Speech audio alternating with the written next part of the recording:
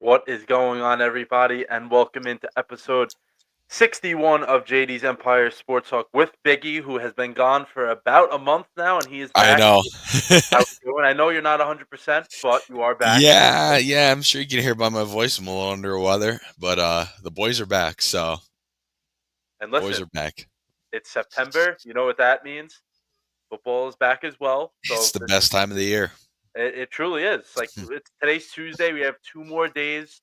We'll get into the NFL later, but we have 2 more days until your Eagles will try to defend their Super Bowl Yep. championship against a Cowboys team who made news of their own last week. So that's gonna be something.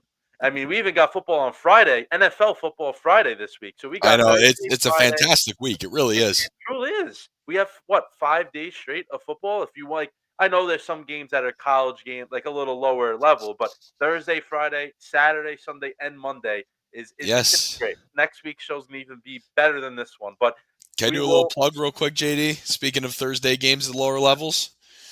I got you. So Thursday night we have the this is a tradition here in northeastern Pennsylvania. It's called the Mayor's Cup. It's between Wilkes University and King's College. There The we go. schools are a block apart. Thursday night D3 football action. We'll have you covered on TJ Productions. We do a highlight video and live Twitter updates. So some small town D3 football, small city D3 football, big rivalry, Mayor's Cup, 29th annual. Just want to put that out there for talking about some low level Thursday night football. Yeah, and once again, Biggie shows that he's well versed, and you're doing a great job, man, with the covering. I know you're covering high school as well, Yep. but now with covering college, that's like another step in the Let's in the say we're right. getting some D3 football this year as part of our coverage. So, top of all the high school games I'm doing. So, I'm excited. Yeah, pretty cool. It's gonna be good. So if anybody's not doing anything on Thursday night, yeah, tune in. I'll definitely tune in. I usually do. Maybe not the whole time, but I do tune in for a decent amount if I can. I Yeah. know there was the one time you were doing. Oh yeah, that's what it was. You did a live of like you were breaking down like high school, and I was like, yeah, Yeah, we did the high school football kickoff yeah, show. And yeah, I yeah. remember that.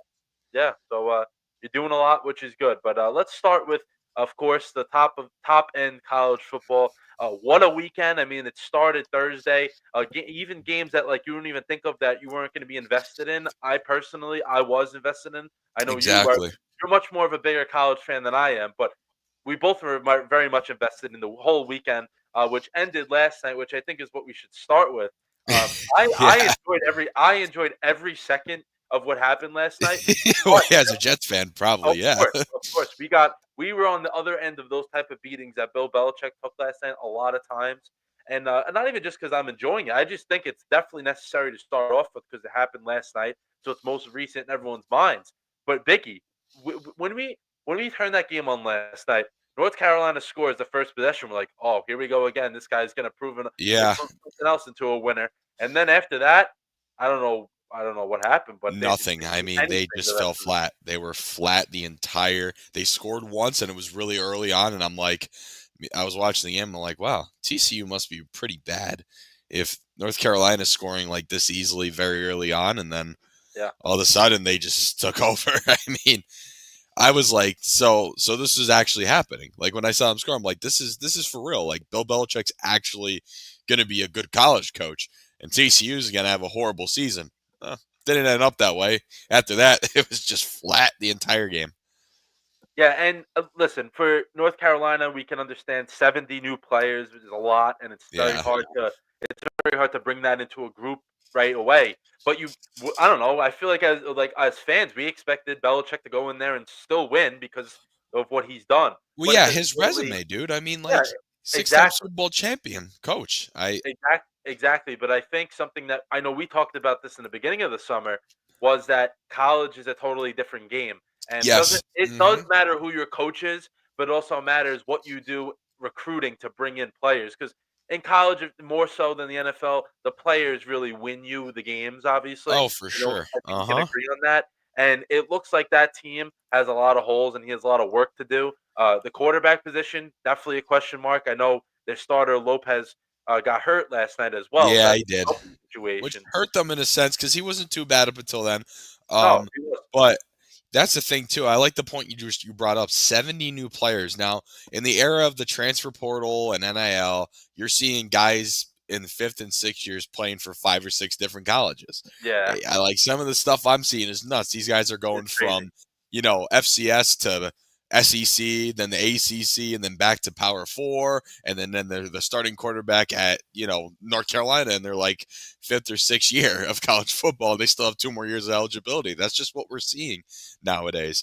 In North Carolina, I mean, that's a prime example of how some of the teams that are getting all these new guys from transfer portal, Bill Belichick and some other coaches, and I'm talking that in this sense because Syracuse uses this to their advantage, waving the money bag around. Hey, if you come here, I'll give you this. You play for me, I'll give you this. And to have a team of 70 new guys from various other programs and many different years of experience and different play styles, it's going to take a long time to fully gel together. Think about that. 70, 70. you said 70, right? Yeah, Like 70. That is some teams crazy. struggle with just implementing a new offense with a quarterback.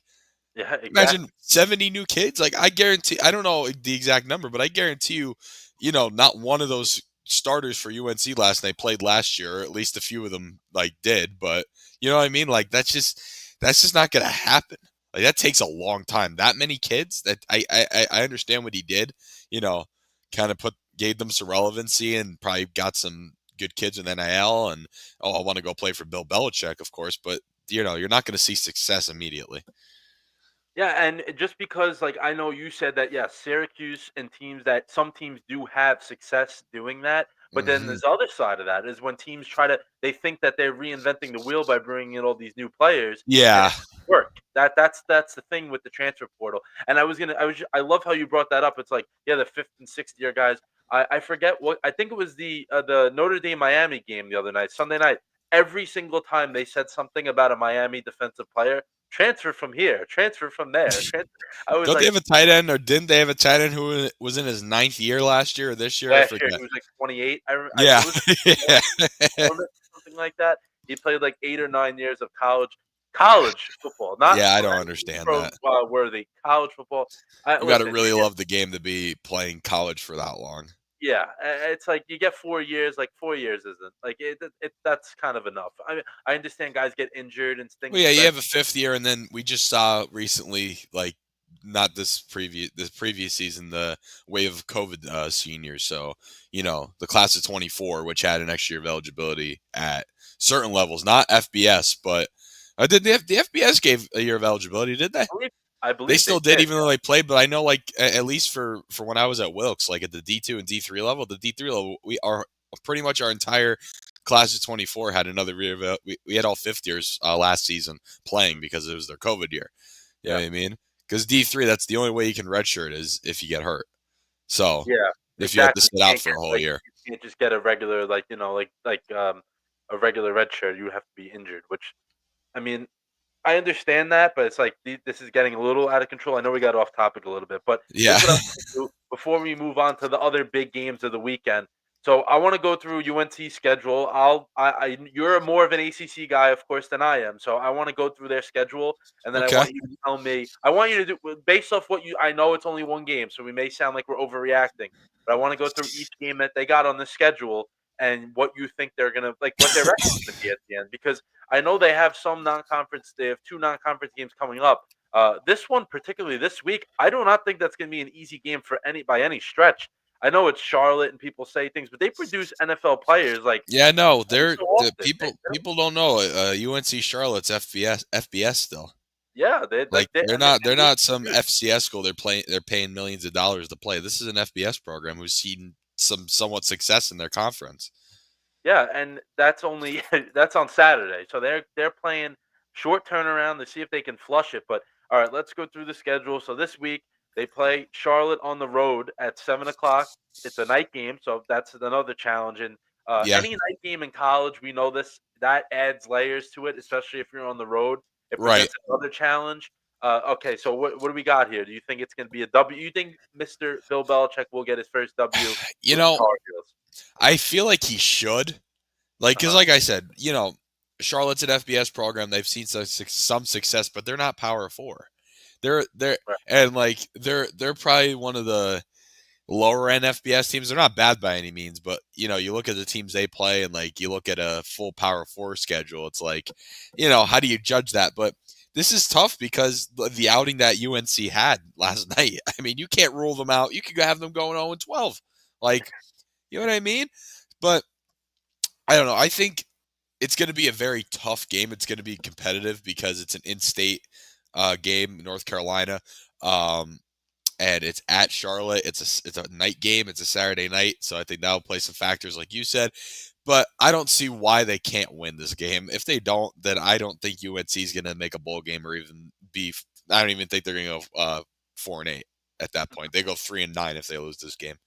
Yeah, I understand where you're coming from with that. So it is a tricky game, but they should get it. So we'll They count it as a should. win. Next week after that, so his next home game will be the 13th of September against Richmond. I feel, That's an FCS school. That should be a win. It should yeah, be. You yeah, should. If you yeah, don't, there's a definitely. problem. Yeah, exactly. Week after that at UCF, who UCF, listen, Boise State was ranked going into last week, and they destroyed them. So it depends it's hard to go off rankings before first game. Well, yeah, But Boise State. At least I knew. The committee then obviously they yeah, they weren't going to be as good as they were last no, year. Genty was an unreal player. You can't. That's hard to replace, and especially when he was your whole team last year.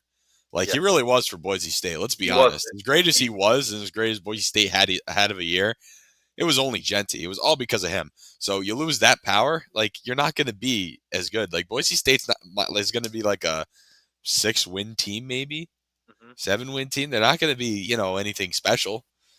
Right. So it's hard to judge UCF. I think UCF might beat them though, just because it's on the road. All right, so we'll go 2-2. It's all going to depend on how UCF does week 2.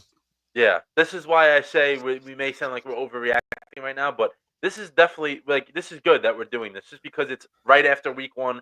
Emotions of different teams, like how you feel, is gonna be big at this point. Because then next week we can totally feel different about these teams. So that's why I want to Right, do it now. exactly. Yeah, it So changes. That's the beauty of college football. It changes week to changes week. every week. NFL, you Exactly. have your really good teams, your okay teams. College football, it changes every week. That's the beauty of it. That's why I love it so much. Exactly, and that's why when we get to the rankings in a little while, we're gonna see some teams that just won one game and they got a much higher ceiling than people expected. If you know what I'm saying, that one. Yeah, no, I know what you're talking about. But yeah, let's go to week 5 for UNC. They got Clemson coming to them. Clemson didn't look great. I know we'll talk about that in a little bit. That's still a top 10 team. I Yeah, don't care what anyone I says. don't think they have a LSU is the real deal this year. As much as I don't like Brian Kelly, they're the real deal this year. Clemson, they're still a top 10 team regardless. yeah. They're probably most likely gonna win the ACC. If Florida State keeps that high up, maybe not, but I don't think they will. I think Clemson wins the ACC this year. Yeah, that's what I was just Still, about to say. Like they lost to TCU pretty badly last night. Like I don't even see them being competitive at all against Clemson. no, I don't see it. Next we'll go. They got Cal on the road, so it's a very late game. I believe that is a Friday game as well because I know they do correct. Friday night, 10:30. Yep. Yeah. So what do you think about this one? This one's tricky because Cal, they weren't too bad last year. They had a pretty decent season. First year in the ACC, they beat Oregon State last week. So, um, yeah, I don't know, but I think it's going to be tough because it's all the way in California. It's a 10:30 kickoff in their time, at least. I just Yeah. think those games usually don't end up well. Night games out west. If you're a team like coming from the East Coast to the West Coast for a night game, I don't think it works very well. So I don't want to give UNC like 2 or 3 wins, but it's just the way it's panning out to be right now. Yeah, like we understand that the ACC isn't the greatest, but they don't even like at least some of these teams that they're going to be facing down the line. They looked better than what they did in the first week. So you have to be like that at this point. So I Right. believe You have them at 2-5, 2-4 now, right?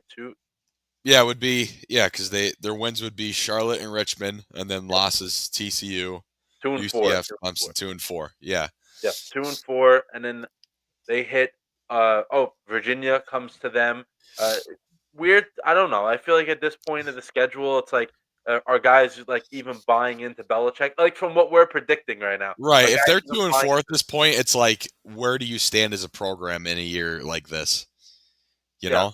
exactly. And it's like he can. I know he's a legendary coach, but sometimes that voice can get stale in the locker room when you're saying I've done all these different things in my career and you're not winning with this And you're 2-4. Yeah, that's Exactly. the thing. Like, but this game I feel like could be a trap game for Virginia. I think this is one of their shots to win. Mhm. For sure. I don't know if they will.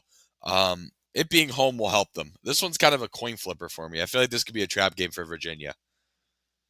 Okay, I so don't know if what you you had to do think. a final executive decision here before we move on, Just because for I the know time, just for the times, I'm gonna say Virginia gets it. okay, We so could overreact a little bit, but yeah, so 2-5 going into Halloween night, which I know you will be in attendance I for, will be there. Yes, I will. and they're gonna. I know what you're gonna say for this one. They're gonna. I know anyway they're gonna lose this game. Like it just seems like the writing will be on the wall at that. Yeah, and I don't know how much you know about Syracuse, but the Dome, no matter how bad Syracuse is, it's a tough place to play. That atmosphere, with the way the roof is, and even when we don't sell out the place, and we've had sellouts, like close to sellouts now recently, but there's been some games where it's been half full and that place was still loud as can be. You know what I mean? And it's a Friday night on Halloween against, UNC, which I guarantee you people are just going to go to see Bill Belichick. So that place is going to be packed. Yeah. And the Dome is already a hard enough place to play. I'm not being biased towards Syracuse, but, it's also going to depend on how Syracuse ends up because, they lost two, granted, but, at that point in the year, Syracuse could have lost to Duke at that point. They could, because they play Duke before this. They play trying to think of some other games, but like they have UConn next week. They could I think that could be a possible loss too. UConn is a 9-win program, so like it's going to depend on where the Orange are at that point. But again, I think it's tough in the Dome on a Friday night. I think it's just the atmosphere is going to play a factor. It's a home game for Syracuse. I think that's going to help in their favor a lot. All right, so yeah, the losing streak continues. So now they're at 2-6 with 4 games left to play. Two at home, two on the road. They have Stanford coming basically across the country to All play right, them. they'll win this one. They're going to win this by 2 touchdowns. Stanford's going to win one game this year. I'm telling you right now. Stanford's awful. Yeah, they looked pretty. They're pretty They bad. gave to Hawaii the first game. They looked They're pretty. probably them, and you know what's funny? Like I think they're gonna win that one pretty easily. I think they win the next week even easier. Wake Forest is my pick to finish second to last behind ahead of Stanford in the ACC. Wake All right. Forest is pretty bad this year too. Yeah. So I Okay. think they get 2 wins back to back right there with Stanford and Wake. And Wake. Yep. So 4-6 going into the last two. So listen, this can be a 4-8 season, or if they win the last two, ride the high into the end. Maybe it changes things in terms of going into next year. Yeah. But Duke is going to be very competitive this year, Duke's no? going to be really good. Yeah. I think personally, I think Duke's kind of a dark horse team in the ACC for me personally. So I think they lose that one. And then NC State's always really competitive. It's at NC State too. I know they have a really good environment at Carter Finley Stadium. So I see them going 4-6. That would be then, Four or and six 4-8, before those 4-8. last 4-8. Yeah, if they lose those last two, yep, 4-8. Yeah, 4-8. And you know what it's all gonna depend on how they are at this point. But I could see them snatching one of these two, Okay. possibly, because Duke who they play opening week? They played Elon, right? Yeah. Yeah, the FCS school. Their test is next week against Illinois coming up. Illinois. That's a big test. They have Tulane this year. Clemson, they are at Clemson. They even play UConn too. They play UConn. So they have some pretty, big tests. Like Tulane's a good program. Illinois is number 11 in the country. And then they play NC State. They play us. They play Syracuse. Yeah, so I think they get one of these two, honestly. But at this point, I can't say that. So I'm going to say 4-8 for now. But if they somehow win one of the ones that we didn't pick them to win, like let's say they go out and beat Cal, or they beat Virginia on that Saturday, or they even beat Syracuse in the Dome, for instance, any of those games, I'm going to give them one of either Duke or NC State. I don't know which one, but I would probably give it NC. I would probably give it NC State. It's because NC State somehow, no matter how good they are, they have one game where they just, being an ACC fan, I see it. They have that one game that's just, they lose and they shouldn't. Yeah, so you basically they'll be in the range of 4 to 6 wins, we can say. Like maybe they'll steal one or two, things like that. But they definitely the next 2 weeks should be games that they win. Like this shouldn't be like a question.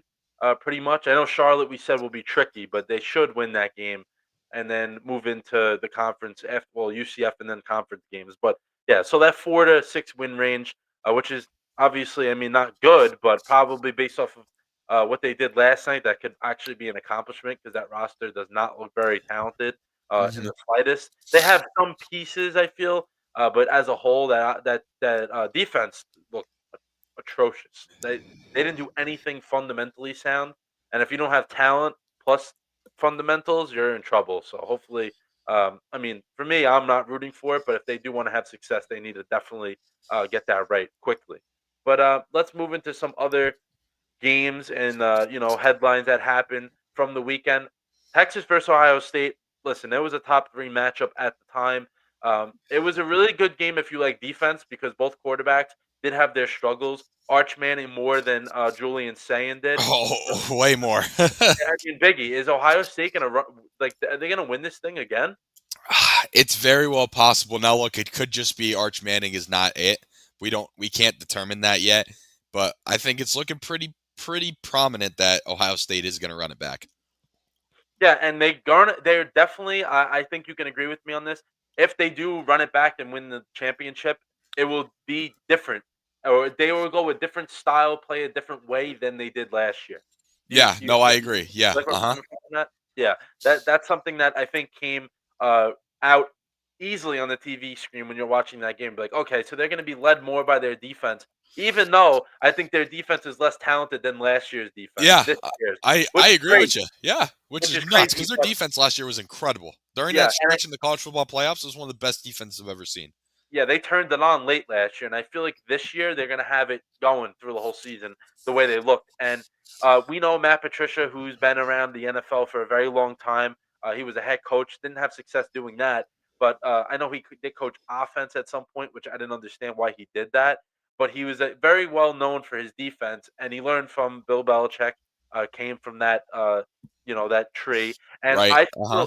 feel he might be the X factor of this entire team. So if you want to say the coaches, listen, I know defense, their guys on that defense are very talented, but the way he had Arch Manning confused, and that guy is Arch Manning is supposed to be the top of the quarterbacks in He's college this not. year. I'm sorry. He's But not. I can agree with you on that, but I'm saying like going into the season, everyone was like, "Oh, he's going to be in the top of that list by the end of it."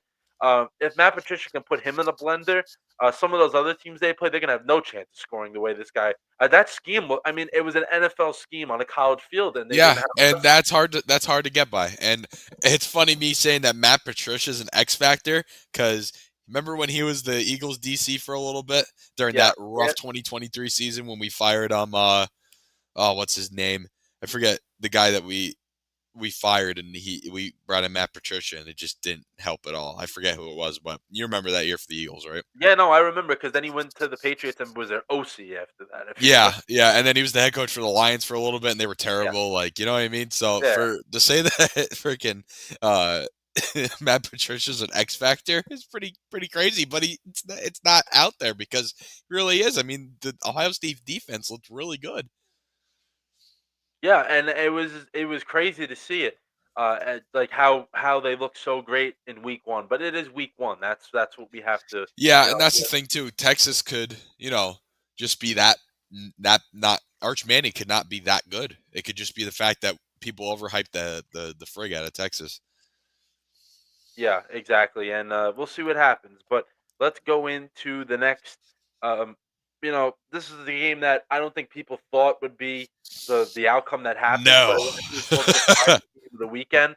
Bama going into Florida State. If I remember correctly, Florida State won how many games last year? It was like less than Two. three.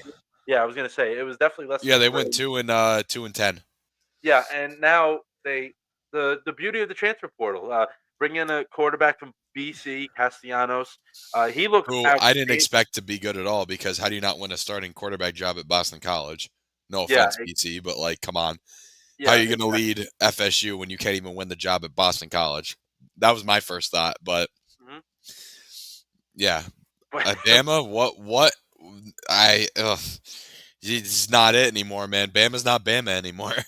Yeah, I've been I saying mean, that Bama's not Bama anymore. They're just no, they are Alabama not. now. They got embarrassed. Like if you want to say, like, listen, there's teams that lose games, and you're like, okay, they played hard. They have some things they can fix. They'll be fine. They got But killed. Bama Like got they got embarrassed embarrassed, like you said, by a embarrassed. team that won 2 games. Listen, it's hard to compare Yeah, this like to last year's team because we don't know, but they got embarrassed by a team that won 2 games last year.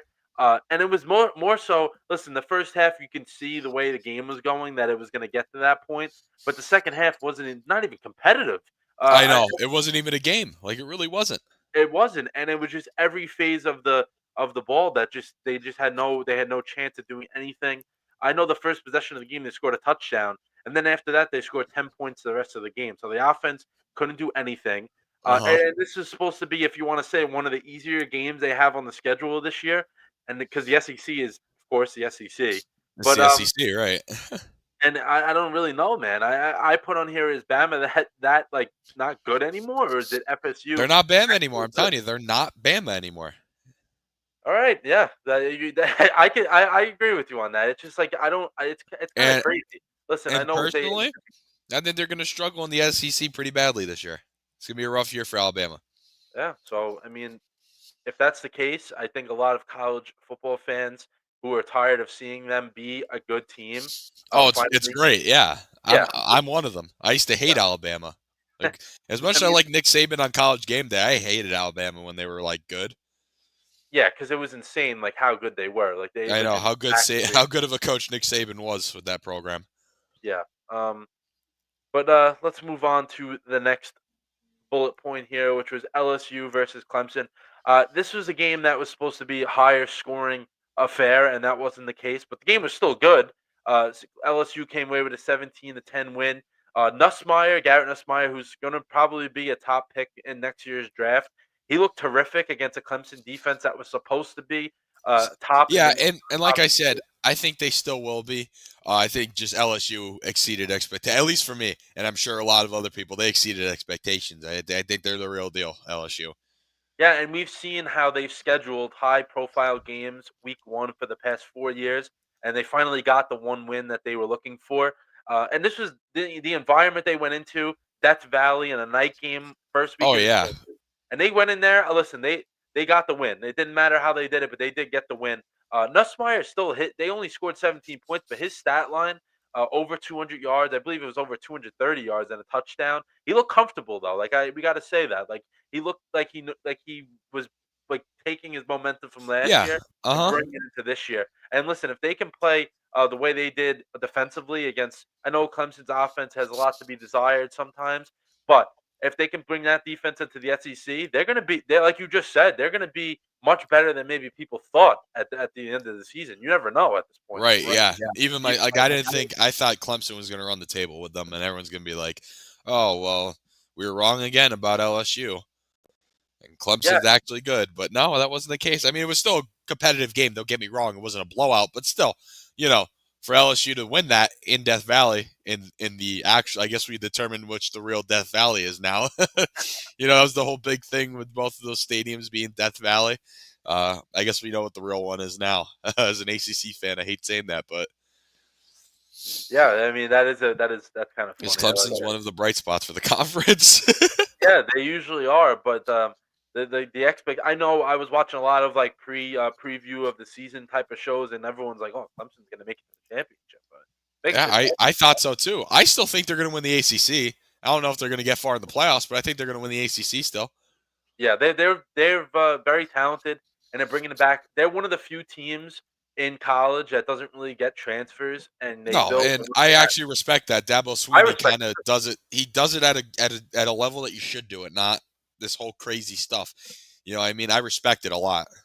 Yeah, which is that's good to see that someone actually still like wants to use. get their team like develop them, which we don't really see happen anymore. No one really Right. develops. They kind of want to. Oh, you're at a lesser school, but when you first got to college, you weren't as like where we needed you to be. But you're ready now. We'll take you. We'll take you in. And Clemson doesn't do that, so that's a good thing. Next headline here was the Notre Dame versus Miami game. So I'll leave my like Notre Dame takes pretty much out of it until we get to how you doing later on, just because no one really wants to hear me complain about certain things about them. We could just talk Yeah. about the game as a whole, which I think up there for the whole weekend. This might have been the best game of the entire weekend. That stacks Yeah, up. I can agree with that. Yeah, it was fantastic. And I know I love. We've talked about the ACC a lot, but Miami, when they're good, the ACC is usually a productive conference. I Are the hope so. Hurricanes? I sure hope so. I I was hope gonna that's the say, case. are they legit, or do you think they got Notre Dame at a good time just because the Notre Dame with the inexperienced quarterback and all those type of things? Now, I want to say that Miami I don't know. I don't think that this has been, this is going to be like AC, like I just said, Clemson win the AC, but like, an ACC championship year, we're finally going to make the playoffs, this and that. I don't think so. Obviously, it's a fantastic start, and you saw how Miami fell off of Cam Ward last year, who number one pick in the NFL draft. I think it's more of the same now with Carson Beck, who, looked really well, but I think they caught Notre Dame. I mean, they had a true freshman playing quarterback, and that I don't know what the offensive play call was. They kept running plays that just weren't working for them, and I think to put a true freshman quarterback in that situation, it's kind of tough. And Miami caught him at a time where they're vulnerable, where Notre Dame's going to be vulnerable. Yeah, that's something to definitely keep into account. Maybe if this game was later in the season, it would have turned out differently. But Miami did get the win. They look good. They Defense did look good. They defense did. was better. The defensive line dominated the Notre Dame offensive line, which is supposed to be probably the most talented group of that team for For the most sure, part. yeah. That's They the thing. dominated. Miami's defense looked a lot better. Like, and that's what cost them last year because I watched it live in person. Syracuse upset them in the dome, and they Miami was up 21-0, and Kyle McCord just tore them apart, tore their defense apart.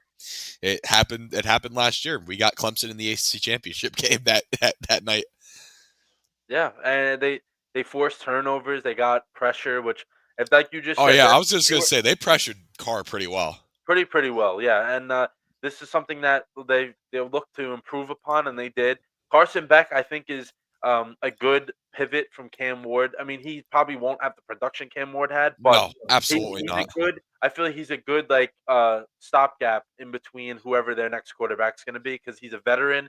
He's been around, and their offense besides him is pretty much for the most part on the younger side. That Yes. Mhm. receiver Tony, he was amazing. I think he had 7 or 8 catches, a touchdown, 90 yards, and he was out there. He's like a little guy, but I'm like, damn, this guy's fast. He can make Yeah. good Usually plays. those tiny guys are pretty quick. Yeah, he was pretty good, and Carson Beck was just getting the ball out when he had to. He was hitting the open receiver. I know there was a few catches that were made that were crazy, and C.J. Daniels. I mean, Biggie. By the end of the season, I know it's only week one. That might be the catch of the year. That touchdown that was made by Yeah, yeah. C.J. Daniels. That was It's insane. definitely a contender for it already in week one. Yeah, that was. I was like, oh, when when you're watching it on TV, you can't really see what's gonna happen, and then you look and like, oh, this might They be a say you have to pick. watch it back once or twice, and you're like, "Whoa, oh my Yeah, god, like wow, that was actually one of the best insane!" catches I've ever seen in watching a football game. And it looked like I was like, oh, they're gonna get a pick. That was a horrible throw. He just gets up there, one arms it, and falls right into the end zone. And that was a huge momentum swing going into halftime. And I think that was part of them winning the game. There was that they were able to score late in the half, and then when they came out in the third quarter, they went right down the field and they scored. And I give more of like what I thought about how Notre Dame played in the second half, but they were able to adjust and come back at some point. But they didn't win, of course. But the last thing I want to say about this game was the environment there. I know it's an NFL stadium, so that's of course it's part of it. But Yeah, that and for environment, one of the only times this season, it's going to be like pretty much full because it never is there because it's 20 miles from their campus, which sucks. Miami build an on-campus stadium, you can benefit from that greatly. oh my God! Imagine the student section if if the games are on campus, it would be out of control.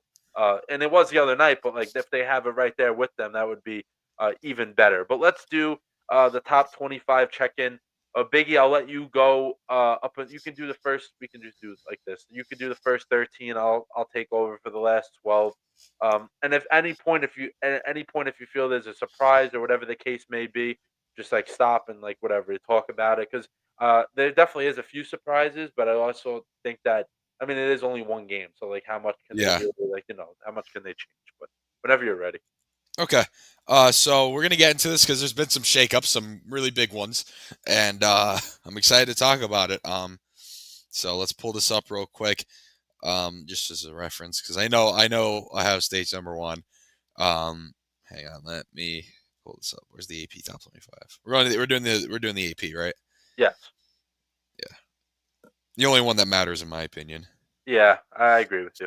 None of the other ones really matter that much to me personally. The coaches poll, I don't care about that. No offense, but all right, so let's get it rolling here. So #1, Ohio State. I mean, like we just said, I think this might be another championship year for the Buckeyes. As much as I hate to say that, because I'm like kind of a Penn State fan along with Syracuse. I don't like Ohio State particularly, but you can't deny that they're pretty freaking good. They are pretty good. Yeah, they are pretty good. And #2 is Penn State. Now, I'm kind of shocked.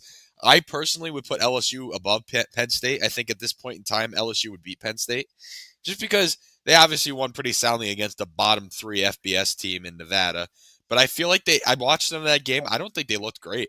I don't think they looked as dominant as they're supposed to this year. It's the first game. It's against Nevada. They obviously won by a lot, which they should have. But I don't know. I don't think they looked as dominant as they should have. You know what I I, mean? So I I agree. think LSU is. You can even make the case for Georgia to be #3 and Penn State 4. Like I think this 2, 3, and 4. So 3 is LSU, respectfully so. I think they beat Clemson, who I think is still going to win the ACC. Fantastic game. And then Georgia, they played who they play. Marshall. Yeah, they killed Marshall like they should have. I mean, Georgia somehow has one of the easiest schedules every year for playing in the SEC. I don't know how they do it. I don't know how they do it, but they're playing FCS schools week 10. I'm like, what are you guys doing? But respectfully, there, Miami at #5, which is pretty respectable, I think. You beat a team like Notre Dame, who again I hate with a brain. You know this. I'm not a Notre Dame fan at all, but that's a great team. Like you know what I mean. Notre Dame football is pretty good. It's a runner-up, championship runner-up from last year, and you go out in your home field and beat them. Pretty respectable there. Oregon, I know they played I got who they play. See, some of these teams played like non-power 4 schools or an FCS school, and I just don't know who they played. Do you even know on top of your head? I'm checking right now. Okay. See, you don't even know either. Montana. Yeah, no, Montana State. Oh, okay, yeah. So that's a win for them. Obviously, they got that, and then Yeah. Texas. Ooh, I don't agree with Texas being #7. I don't agree with them being above Clemson and Notre Dame. I don't think Texas is going to be all that. I mean, Ohio State's obviously legit, but I think Clemson's a better team than Texas is, and I even think you can make a case for Notre Dame because I know strength of schedule doesn't play a factor, but Notre Dame's probably gonna have a better record than Texas by the end of the year. I think. Hmm. I think they will. So I think Texas should be a little lower, at least 1 or 2 spots lower, at least not better than Clemson, and you can make a case for Notre Dame being higher than them too. And then South Carolina, they played, um, kind of shockingly not that great. I think they started off really well against Virginia Tech. Who I'm not saying Virginia Tech's bad, but you're a top 10, a top 15 SEC team. You shouldn't be playing around with Virginia Tech. Until You know the what I fourth mean? quarter, pretty much. Yeah. Yeah, so I think they're a little high. Illinois, I think, is better than them. ASU, I think, is better than them. Florida, I think they could be a little bit higher too. I know they played Long Island University. They played the Sharks. I don't know how that happened. Jesus, that's worse than playing Wagner, I think. It might be, yeah. As a Staten But, Island guy, they you agree play with each that? other. They do, yeah. I mean, they're at the same level. I'm pretty sure. So. They are. They're both FCS, but Wagner's like the worst FCS team. Like, there's some D2 teams that have beaten Wagner in the last couple of years. Yeah, Wagner played what? I think they played Kansas and they lost by like 40 something. Yeah, Yeah, Syracuse they're not very Syracuse good. played them a few years ago, and they had to play 8-minute quarters because it was 59-0 at half. Yeah. So, and again, Florida State, I mean, they looked fantastic. 14, they weren't even ranked, so this is respectable because they weren't even in it. Hey, they So, went all the way up. I think that's very respectable because I think if they were already in the top 25, I'd say they'd be higher, but they weren't. They weren't even ranked. Yeah, they So, weren't. I think for them to even get in the top 15 is pretty respectable. Michigan in there, Iowa State. Oh, sorry. Wait, I was supposed to stop at a certain point, wasn't I? Yeah, well, it's okay. You can I'll keep going. stop at 15. I'll stop at 15. You All can right, do all right. the, I the was gonna last say the you can last keep 10. going if you want to. All right, and then Florida State, Michigan, and yeah, that's pretty much it. There's a few that I think could be arranged around. I think Clemson, Notre Dame can make a case for being above Texas. I think you could have Illinois above South Carolina, and you Mhm. can even have ASU above them as well. And you can make a case that Florida State's better than Florida. You know what I mean? Like you can even make those cases. But I think the biggest one here, in my opinion, in this top 15, is I think Texas is a little too high. I don't think they're better than Clemson and Notre Dame. That's just my opinion.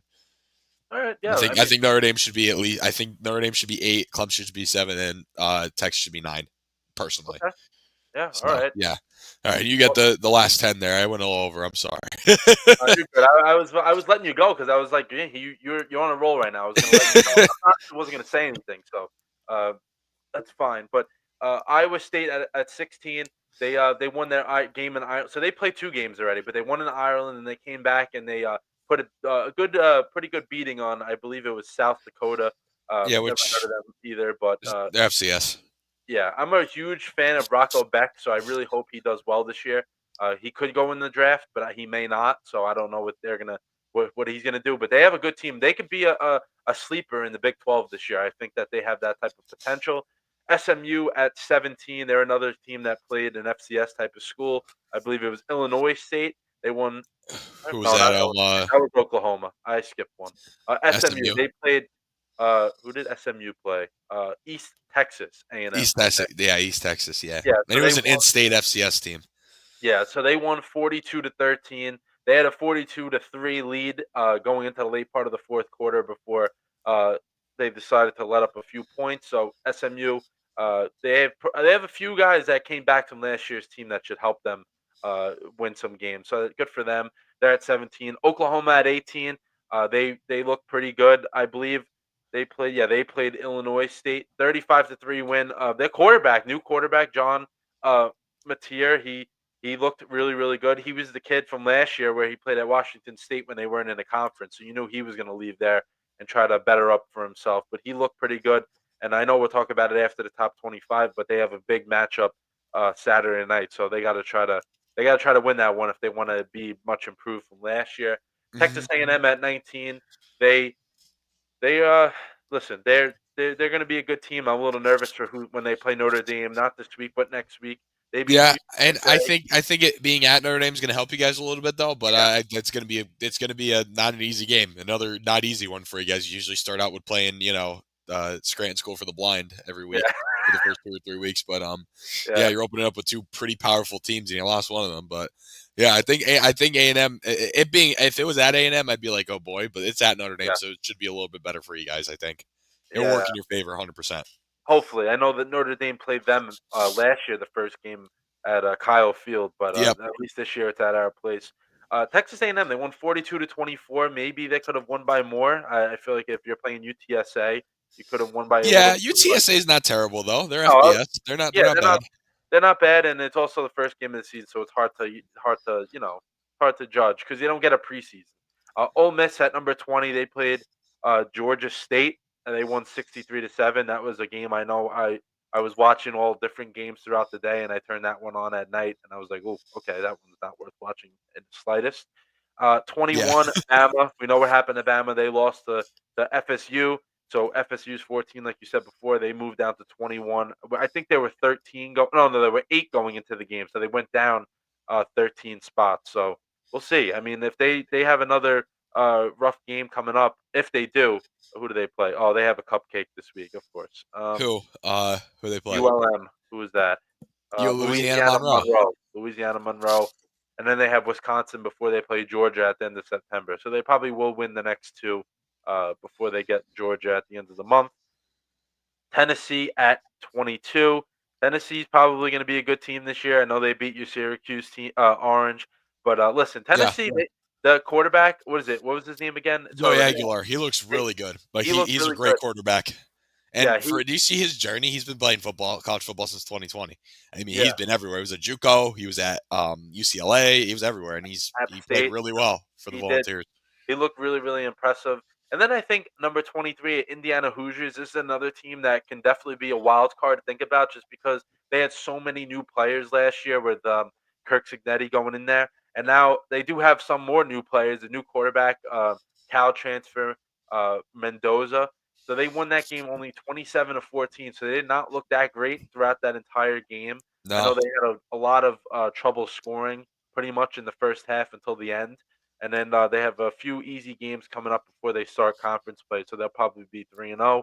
And then Texas Tech at 24, they beat Arkansas Pine Bluff 67-7. So that was another game. like they should have, you know. Yeah, of course, you got to go in there and got to take care of business. And then number 25, the Utah Utes, who they beat UCLA pretty good, 43-10. If everybody wants to say that's a pretty good score, right? Yeah, Nico Imalive. I am thinking I'm not saying that right, but transfer from Tennessee. That was the point I wanted to make. Transfer from Tennessee goes to UCLA. Did not look great at all. 11-22, 135 yards and touchdown to pick. So that was not good.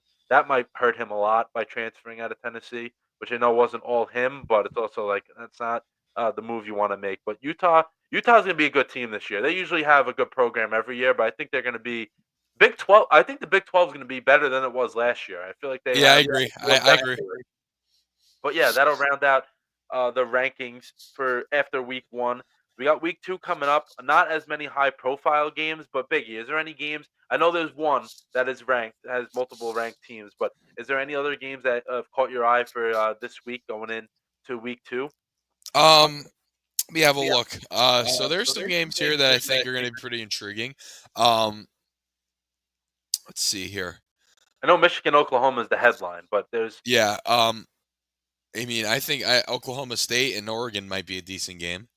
yeah, Oklahoma State might give them a little bit. Ole Miss and Kentucky, that might not be too bad. South Florida and Florida might be a decent game actually, because I'm not saying Florida's going to lose or anything, but again, that's an in-state game. Florida beat the brakes off a barely Division One team, like literally LIU is basically like D2. yeah. You know what I mean? So that could be a good game. South Florida didn't look too bad. They looked pretty good. They won week 1. They looked pretty good. They played on played Friday night, I believe. Hmm. Forget who they played, but yeah. But otherwise, this is a lot of FCS. Michigan, Oklahoma, another Yeah, that's close going to be the headline. ranking game. That would be a good one. Um, yeah. Otherwise, I don't really see much else being that great. Iowa State, that might be a good game.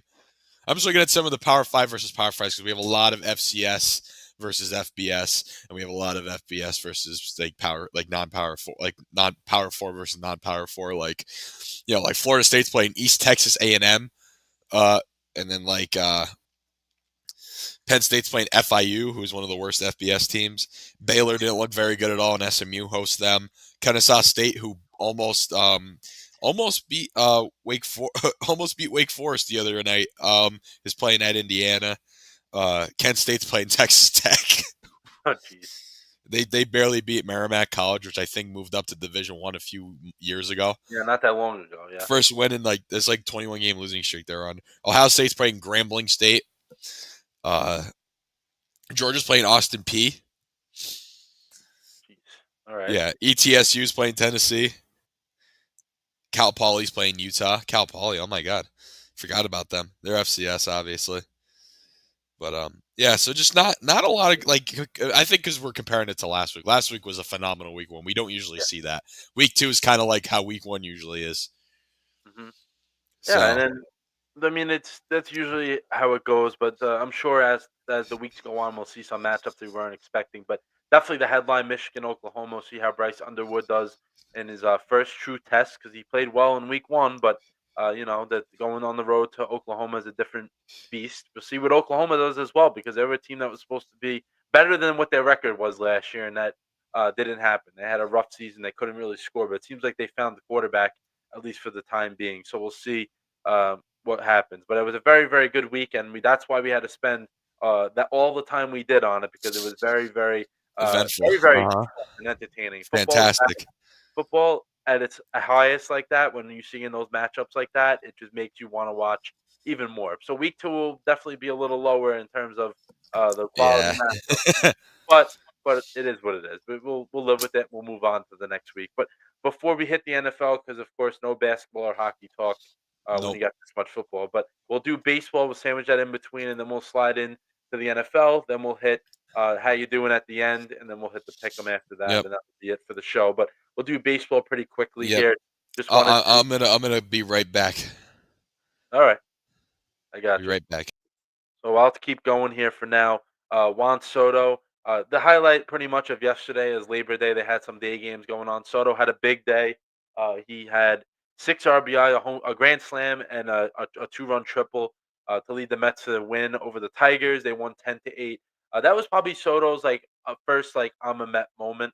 I feel he was able to carry the team, and he might do it for all of September because they're in the playoff race, yes, but he's gonna have to will them, and they are winning right now as well, 6-2.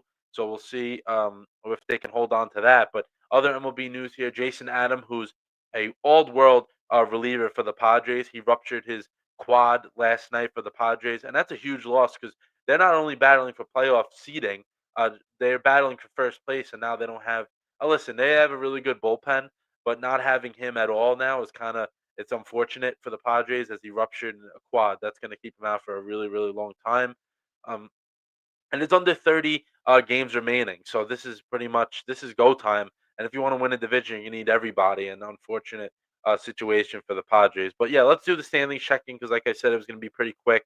I'll do the National League first because we usually do the American League first. But we'll do the NL here, where the Phillies are still in charge of first place. They did get swept by the Mets last week, where the lead went from 7 games, yes, to 4 games, and then all of a sudden the Mets decided to not play good against the Marlins. They lost 3 out of 4, and then the Phillies. There we go. Biggie's back with some cough drops. Need them Good bad. choice. Good choice. But yeah, the Phillies had a 4-game lead going into Thursday, and they were able to pick up 2 because the Mets didn't have a good weekend, and they did. Phillies are off tonight, but I would expect them to keep first place. I know they do play the Mets next week for 4 games. But I would not expect that to really change in terms of the division. Mets 74 and 64, Marlins 65 and 73, so they're out of it. Braves 62 and 76, they're out of it, and the Nationals 54 and 83, they're out of it as well. NL Central, where we got the Brewers at 85 and 54. Brewers are on a 2-game losing streak, but they're just playing really, really well. They have been since the All Star break. They turned it on a tremendous amount. Cubs at 79 and 59. They're occupying the first wild card, which we will get to in a little bit, but they're 5.5 out of first place. I would expect that to be more of like what the Mets are going through, just stay in second, not really going to fall or do anything out of the ordinary.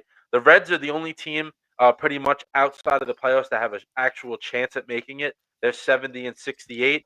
They don't really have a chance for anything in terms of their division, but they do have a chance of sneaking in the last wild card if that were to be the case. Cardinals at 68 and 71, they're out of it, and the Pirates 61 and 77, they're out of it as well. Mhm. NL West, uh, Dodgers at 78 and 59. This is a division that's going to go down literally until the end. Padres at 76 and 62, but then if like I just said, they're losing Jason Adam now. That's very unfortunate. Like they're gonna suffer from that, and the Padres are really every year they have a chance at winning that division, and it just doesn't go their way. And then the Giants at 69 and 69. They're 5 games out of the wild card, but I consider that not the case. Oh, there we go. Starting with the Syracuse They did again. not suck cheeks. They lost. Tennessee's a top SEC team, and I told JD this before that we were talking before the show. For them to even compete with the top SEC team is improvement for the program. When you're a fan of a program that's been irrelevant for the last 20 some years, to see them compete with a top SEC team is pretty good. And you guys lost too, by the way. So And then we got the Diamondbacks here at 68 and 71. And then the Rockies almost at 100 losses. They need one more to get to that. So we did say we would be on the air for when that happens. Hopefully tonight is the case.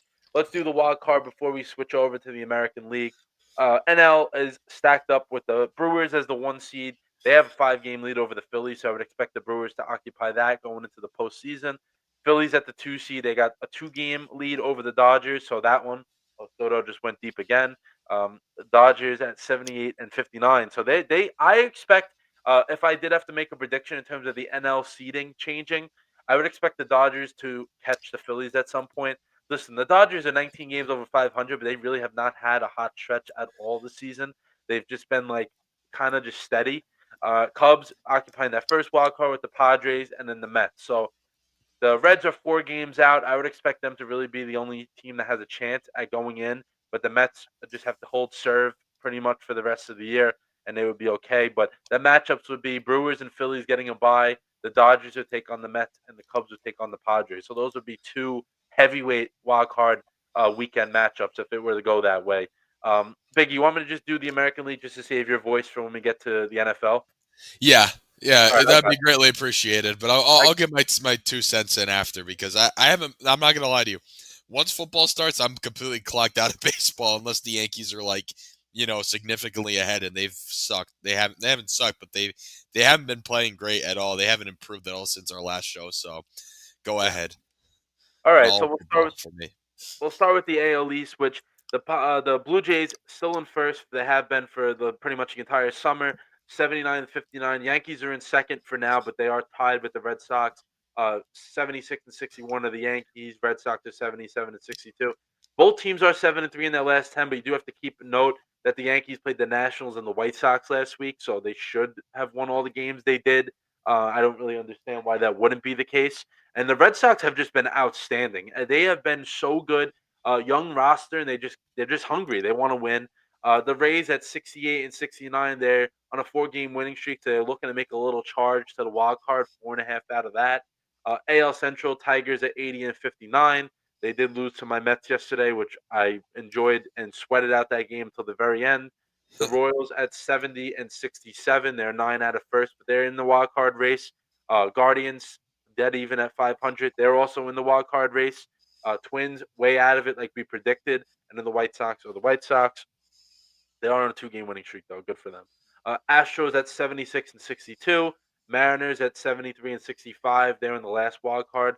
They're gonna have to battle for that. The Rangers coming out of nowhere once again, 72 and 67. They're on their 6 game winning streak, 9-1 in their last 10. So this is a Rangers team that has been riding the hot and cold trend the entire season, and they're on a hot streak right now and a good time.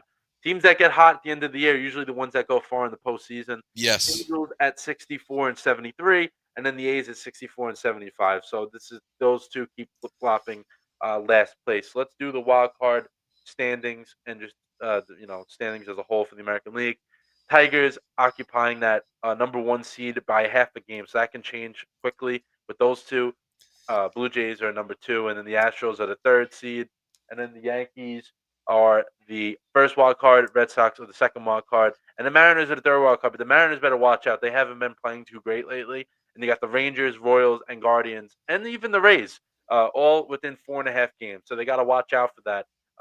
The Rangers, I could definitely see them making the postseason. I've said that they're one of those teams that should be in the postseason. They're very talented pitching staff. The Yep. offense is starting to come around. That's just why this team is winning the way they are. But I know we're gonna do how you doing a little bit, but anything in terms of the American League of like anything that you're keeping your eye on? Because I knew I wrote here any movement. Do you have any predictions? Anyone falling Um. out of the postseason? Anyone flip flop in division lead? Anything like that? So the Yankees right now are playing the Astros. I want to keep a watch on that part of the AL West. Excuse me. Mariners have the last game with Tampa Bay tomorrow, and then they have a 3 game series with Atlanta. So if the Yankees play like they're supposed to, they could possibly, you know, they could possibly bump Houston out. If they, I think the series against the Braves, they should probably win. They should win it for Seattle, and then Yankees and Houston was going to be a good series. They're playing right now. It's still 0-0 top of the second, but that's somewhere I'd probably look in the AL. Houston and Seattle can go back and forth there. But otherwise, though, Detroit's way ahead. I think the Yankees are going to finish third. That's my prediction. Boston's All going right. to pull it out. Mhm. Toronto obviously wins the AL East this year, which nobody expected. And yeah, I think the Phillies kind of ran away with the NL East now at this point. Yeah. Unfortunately for you, but I think they have. The Yeah. And Dodgers, I think they're on upset watch kind of a little bit. Padres are getting there. They have a series. They're in a series with Baltimore. They did lose last night. But they have 2 more games. You should probably win those. So the Dodgers don't pick it up a little bit. San Diego can sneak up from behind and win it. Yeah, the Padres were tied with the Dodgers, and then they all of a sudden they lost it a little bit. But that's gonna be very entertaining going down the stretch. And I like what you said about the Yankees. Like not just because I don't like the Yankees, but that division is the Blue Jays have been not really playing that great, so it's getting a little closer. But if there were to be the team that would kind of get to the Blue Jays, it would be the Red Sox. I feel over the Yankees. I just Yeah, feel I agree. I agree. It's just the way that those teams are playing right now. I yeah, like just think, and we let Toronto get too far ahead. Even yeah, if it's they hard play to make bad, up ground. they're there. You know what I mean? They had such a good stretch that it doesn't even matter. It's hard to make up that ground at that point, and it's also the Yankees haven't been really beating the quality teams. The Red Sox are beating everyone right now. It's insane the way that it's going down. But we'll keep an eye on the postseason because this is what it's all about now. September baseball, and then before you know it, October, the postseason will hit. But let's do. I haven't done this in a while, Biggie, but I do have a chalk moment of Oh, it's been a the minute. yeah, it's been a while, and my chalk moment just Jerry Jones. I think it's time for you to just hang it up, man. You're just doing stupid Yeah, things, bro. You're doing stupid things. it's Like he's eh, he's done. Get him. eh, Sell the team, trading, Jerry. just trading away your best defensive player, a guy that is an absolute game wrecker, and you feel that you might have just upgraded. Yeah, okay. You don't No, want you did not. don't even You did insult not. don't even insult your organization. Like that's just embarrassing to even do that. And I just yeah, that was just what I had to say about him. I just don't think he's not doing the job. And it's you obviously he can't fire himself, but at some point you got to be like, listen, you gotta stop. His son has to tell him like you're not doing the job anymore You correctly. got to, you got to, you got to retire. Give it You got up. to step down. Like you could still own the team, but you can't be making like important football like football decisions that really mean something. Like you can't be doing that. And he thought he was playing like hardball with Micah Parsons. Listen, we all know the NFL. It's a players' league. Like if a guy wants to get what he wants, he's gonna get what he wants. It's just how it Right? goes. Yeah. It Exactly. may not be from the team he's on, but it's gonna be another team. And unfortunate, that's what the case was, and we'll move into the NFL now, where we got some predictions coming up in a little bit. But there was a lot of news, drama news, where Micah Parsons traded to the Packers, like I was just about to say, and then uh, they traded 2 first rounders and Kenny Clark for Micah Parsons. Like that's all you got for it too. So like you give an Yeah. Yeah. extension to him. Like the Packers won this trade by a mile. I feel you didn't give up really that much for such a No, talent. they didn't give up anything for one of the if not the best defensive player in the NFL. It is crazy. It is absolutely crazy what happened. 2 first rounders. That's it. Me being a Jets fan, I was like, oh, the Jets got more for Jamal Adams than the Cowboys got for Micah Parsons Which when is they traded away. crazy, and That it's is true. insane. That is absolutely insane. And I know there's been other deals with other teams along the way, but that is insane to even think about. Excuse me. But let's move to some other NFL news here where Cam Hayward, his drama is real. We all thought that he would be back and ready to go for the Steelers by now, but he said he's Nope. not really. He might not even play Sunday. Mike Tomlin, of course, is making sure the ship is not sinking, but he's saying he will play. But Cam Hayward said today he's up in the air. He doesn't think he's going to play. That's big for the Steelers, which he's older. He's an older guy, but they need him out there, Oh, and they he's need not. him bad. Yeah. And the Steelers are a team that they haven't been particularly horrible, but you could just tell that the team morale is terrible, no matter who's there and what. They get rid of the guys that do it, like let's talk about George Pickens. Look in the past, Chase Claypool, Juju Smith-Schuster, like guys like that, Antonio Brown. I mean, you know, with that track record of guys, Cam Hayward's like, now he's the drama guy in Pittsburgh Which because I you don't got think rid of anybody George Pickens. expected that. No, but yeah, this is not good for this. Not a good look for the Steelers as a whole for this season because I know you're hopeful with Aaron Rodgers, who I don't think is good anymore. I think this is it for him. It should be, but I don't think there was that high of an expectation coming in. But now, if you had any, it's just not looking good right now. Yeah, and it's just like you try to avoid the outside distraction, and that going into your first game, you have to answer questions about that. Yeah, Definitely about not your what you top want. defensive player next to T.J. Watt. Yeah, if he's Yeah, playing or okay. not because of something I don't even know what, like stupid. Contract, the Yeah, contract. like stupid stuff like that. Yeah, contract uh things. And Well, you said it's a players' league.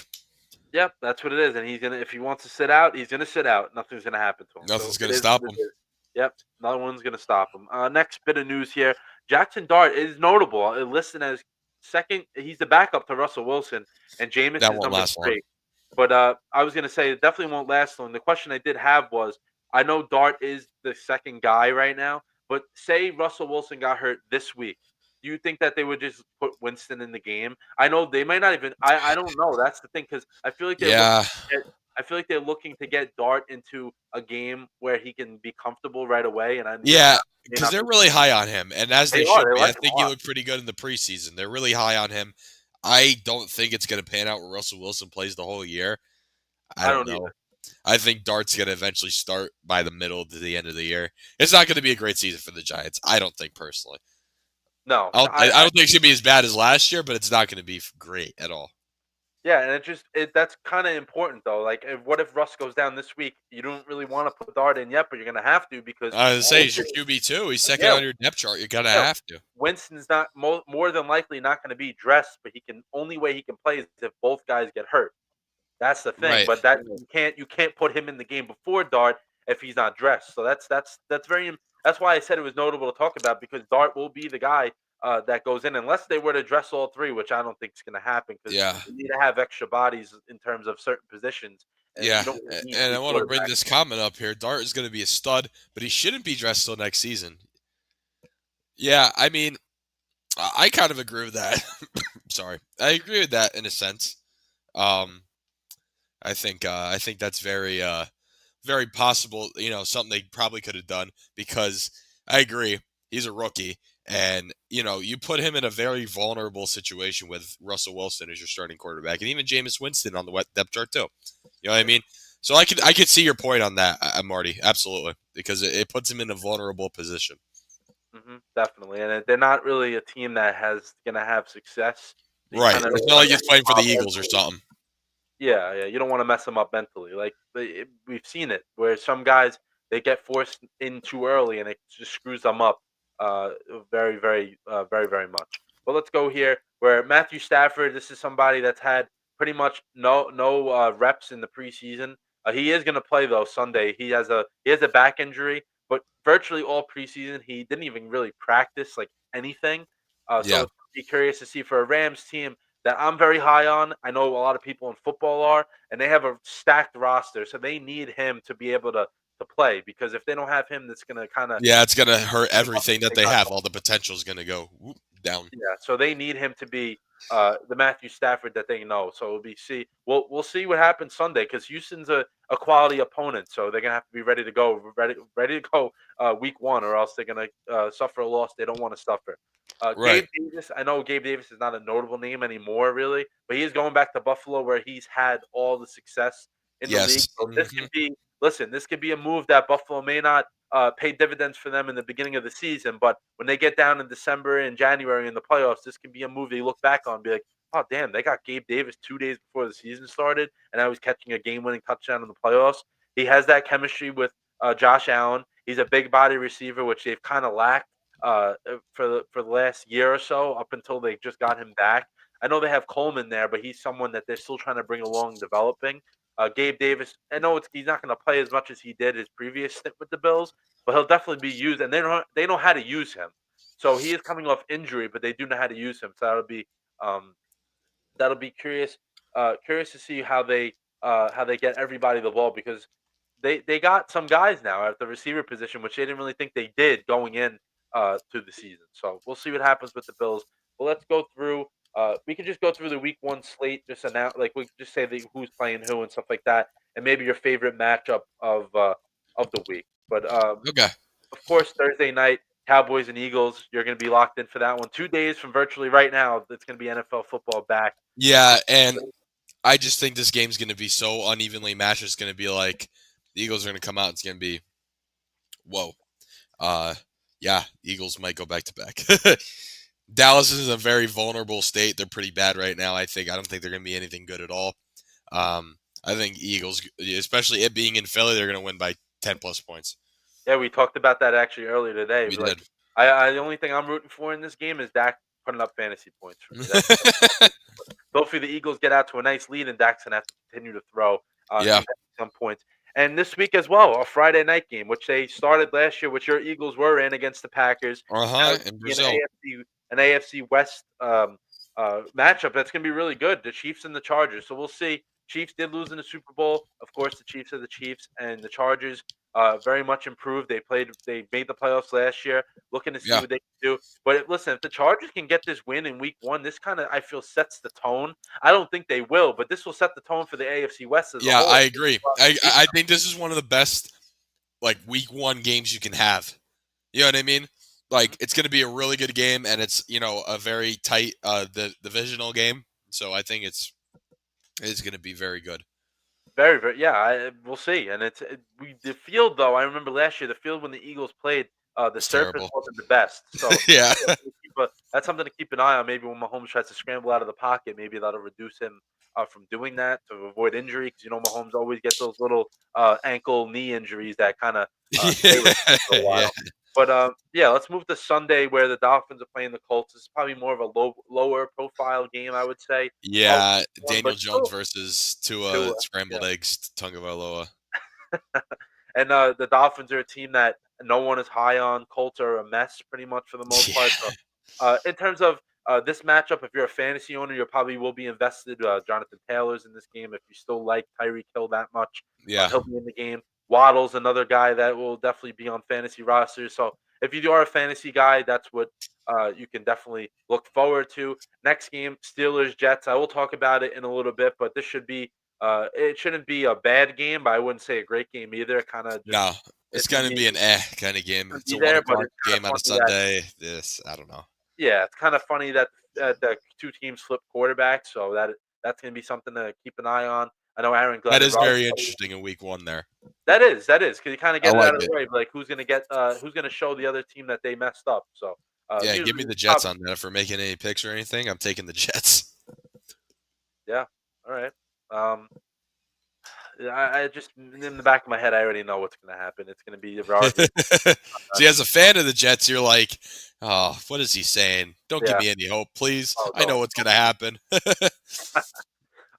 Panthers versus Jaguars, another game that's I think a fascinating matchup just because the Panthers can be one of those teams that Would be drastically improved. they could be, yeah, because they Yeah, play good at the end of the season, and the Jaguars as well. They have too much talent. I feel to be as bad as they were last year, I agree, and 100%. they just need Lawrence to stay healthy and play well. I think Liam Cohen's going to draw up a very, very good scheme for that offense. They got I Brian hope so. Thomas, Travis Hunter will be used when he has to. So that's going to be, I think it's two teams that have room to grow, but it's definitely a good matchup. I feel that's going to be Absolutely. something. Cardinals versus Saints, another game that's not going to be the greatest, but if you are a survivor pool picker, definitely recommend taking anybody that plays the Saints this year. Yeah, Saints are 100%. They're going to be so bad. they might be one of the worst teams in NFL history. And I know they haven't even Yeah, played the game yet, but Biggie, do you see this roster? it's It horrible. is It's it's terrible. brutal. It is. I feel bad for like guys like Olave and Kamara just because they have to Yeah, deal with and it. even Kellen Moore too, the head coach. You got to feel bad for him too. He's coming off of Super Bowls and OC, and I really like him too. Uh, uh, he does not have the roster at all to do anything. It's No, just no, looks nothing. bad. Literally nothing. It has nothing. And hopefully for his case, they give him time to to grow it because if he doesn't win a game this year, there's some front office like, oh, this guy didn't win a game. We're not going to give him a chance. Like, you know what I'm saying? So we'll see what happens with that. Yeah, what are I you don't drinking know. Water and there? Oh, cough drops. all right, next game we got here is the Giants and the Commanders. This is going to be a game where the Commanders are going to look to build off what they did last year. But Yeah. Jaden Daniels definitely going to be in for a little bit of a tough test, though, because that Giants front is no joke. Oh They're yeah, and we talked people about count. that QB carousel thing with the Giants right now, but their defense is going to be solid. They're going to have one of the best defenses in the NFL. You know what I mean? Yes, their front is no joke. Abdul No. Carter, Brian Burns, Dexter. Lawrence. They have guys there. They have a They're going to lot of be good good guys. defense, but Very very good. again, the offense just doesn't look too promising. So that will help them in some games, but not enough. You know. Yeah, not enough, definitely. An NFC South matchup: Buccaneers and Falcons. This is gonna be a good game too. I think the Bucks are gonna be a really really solid team this year, but Yes. the Falcons have a chance at the postseason. I feel. I don't know how you feel about Yeah, that. I think it's going to be a pretty decent year for Atlanta, 100%. But I'm really big on Baker Mayfield. I love Baker Mayfield. He's one of my And favorite players in NFL history.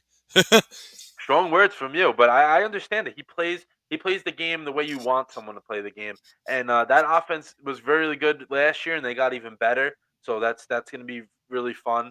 So we'll see what the Bucks can do in Week 1. Then we got Bengals Browns. This is always a trap game for the Bengals, but they did Yeah, they did play their guys in the preseason. So hopefully, if you're a fan of the Bengals, that they will not lose this game because the Browns are another team that's not the best this year.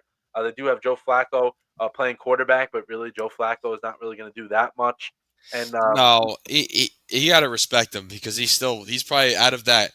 I like to call it the like kind of that group of quarterbacks that like we're like the same age. We're the same age now, 21.